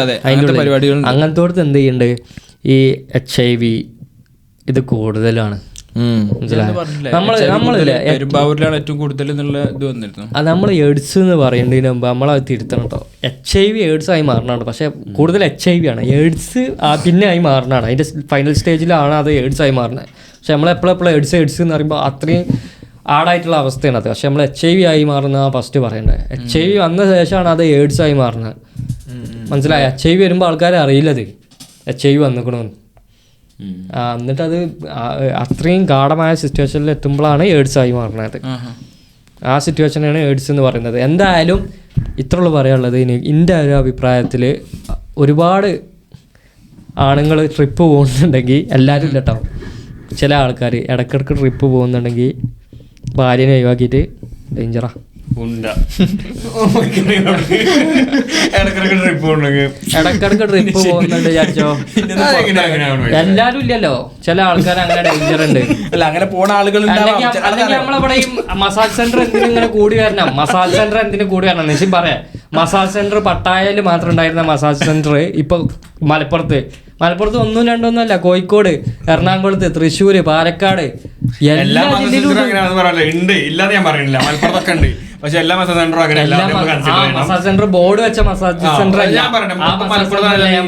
കുറച്ചുണ്ടാവും സർവീസ് കൊടുക്കുന്ന സ്ഥലങ്ങളും സ്കീമുകളൊക്കെ ഉണ്ടാവും. പക്ഷെ അത് ജനറലൈസ് ചെയ്ത് പറയാൻ പറ്റില്ല. അതല്ലേ ഞാൻ പറഞ്ഞ എല്ലാരും ഇല്ല, ഒരു ഇങ്ങനെ പോകുന്ന ആൾക്കാരുണ്ട്, അത് കൂടി വന്നിട്ടുമുണ്ട്. ഇത് രണ്ടും നമ്മൾ അഗ്രി ചെയ്യുന്ന അതാണ് ലൈംഗിക ദാരിദ്ര്യം. അത് ലൈംഗിക ദാരിദ്ര്യം എയ്ഡ്സും എച്ച്ഐവിയും കൂടും. വേറെ ആൾക്കാരെ ചതിക്കുന്നുണ്ട്, അതുകൊണ്ട് ആൾക്കാരെ ഇവിടെ ചതിക്കപ്പെടുന്നുണ്ട്.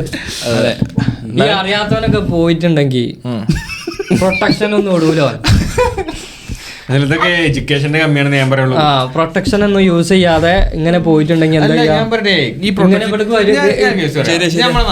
നമ്മളെ നാട്ടില് കല്യാണം കഴിഞ്ഞ എല്ലാരും കോണ്ടോ ഉപയോഗിക്കുന്ന ആൾക്കാരാണ് അല്ലേ? ഒരുവിധം എല്ലാരും ഉപയോഗിക്കുന്നുണ്ടാവും. 80% ഒക്കെ ഉപയോഗിക്കുന്നുണ്ടാവും. എനിക്ക് എക്സ്പീരിയൻസ് ഇല്ല. അറിയാത്ത കേസൊന്നും അല്ല. നിശ്ചിനെ പഴഞ്ചൻ ആ ഒരു ട്രഡീഷൻ അത് ഫോളോ ചെയ്യുന്ന ആൾക്കാരുണ്ടാവും. അപ്പൊ അവരെന്ത് ചെയ്യും, ഇപ്പൊ കല്യാണം കഴിഞ്ഞ ഒട്ടുമിക്ക ആൾക്കാരും ഇങ്ങനെയൊക്കെ എനിക്ക് കുട്ടി ഇപ്പൊ തന്നെ വേണ്ട എന്നുള്ളവരുണ്ടാവും. അവർക്ക് കുറെ എഡ്യൂക്കേറ്റഡ് ആയി. പക്ഷെ നിങ്ങൾ ഈ പറഞ്ഞ മാതിരി പ്രൊട്ടക്ഷൻ യൂസ് ചെയ്യാത്തവരുണ്ട്. അതുകൊണ്ടാണ് എയ്ഡ്സ് ഒക്കെ ഇത്ര പരക്കുന്നത്. നമ്മള് കഴിഞ്ഞ വീഡിയോയിൽ പറഞ്ഞ പോലെ നമ്മൾ ഇതിന്റെ ഡാറ്റ എടുത്ത് നോക്കുകയാണെങ്കിൽ സ്വാഭാവികമായിട്ടും എയ്ഡ്സ് കൂടിയിട്ടേ ഉള്ളൂ. ഇപ്പൊ പുതിയൊരു രീതിയിൽ HIV കണ്ടുപിടിച്ചു US-ല്. ഈ മെക്സിക്കോയിലൊക്കെ പോയിട്ട് സ്കിന്നിന് കിം കാർഡാഷിയാനൊക്കെ ചെയ്യുന്നൊരു ഒരു പ്ലാസ്മ എടുത്തിട്ടുള്ളൊരു ചികിത്സ ഉണ്ട് ബ്ലഡിന്റെ. അതിലെന്ത് ചെയ്ത്, അതിൽ 3 പേർക്ക് HIV കണ്ടുപിടിച്ചു. ആ ചികിത്സയിൽ സെയിം സിറിഞ്ച് ഉപയോഗിച്ചിട്ടാണോ അതോ വേറെ ആളെ ബ്ലഡ് ഉപയോഗിച്ചിട്ട് അത് ഉപയോഗിച്ചിട്ടാണോ എന്നുള്ളത് അറിയില്ല. അതിൻ്റെ ഡീറ്റെയിൽ ഇനി വന്നിട്ട് വേണം. പക്ഷേ 3 ആൾക്ക് HIV കണ്ടുപിടിച്ചു. പുതിയ രീതികൾ വന്നുകൊണ്ടിരിക്കുന്നുണ്ട്. പക്ഷേ സിറിഞ്ചും ബ്ലഡും പ്രൊട്ടക്ഷനും ഒക്കെയാണ് മെയിൻ. ഇതിന്റെ ബർത്ത് പറയുന്നുണ്ട്. അതെ, പക്ഷെ കൂടുതലും ഇതുകൊണ്ടായതുകൊണ്ട് നമ്മളങ്ങനെ പറഞ്ഞു. എന്നാല് നമുക്ക് എന്ത് ചെയ്യാം, മണിക്കൂറായി. എന്തെങ്കിലും പറയണ്ടോ? ചീറ്റിങ്ങിന് അല്ല, ഞാൻ പറഞ്ഞ എന്താ അറിയോ, എന്തൊരു സംഗതിയാണെങ്കിലും നമ്മൾ എന്ത് പ്ലഷറിന് പോവാണെങ്കിലും നമ്മൾ പേഴ്സണലി എക്സ്പോസ്ഡ് ആവാതിരിക്കുക. എന്ന് വെച്ചാല് അങ്ങനല്ല ഞാൻ ഉദ്ദേശിച്ചത്.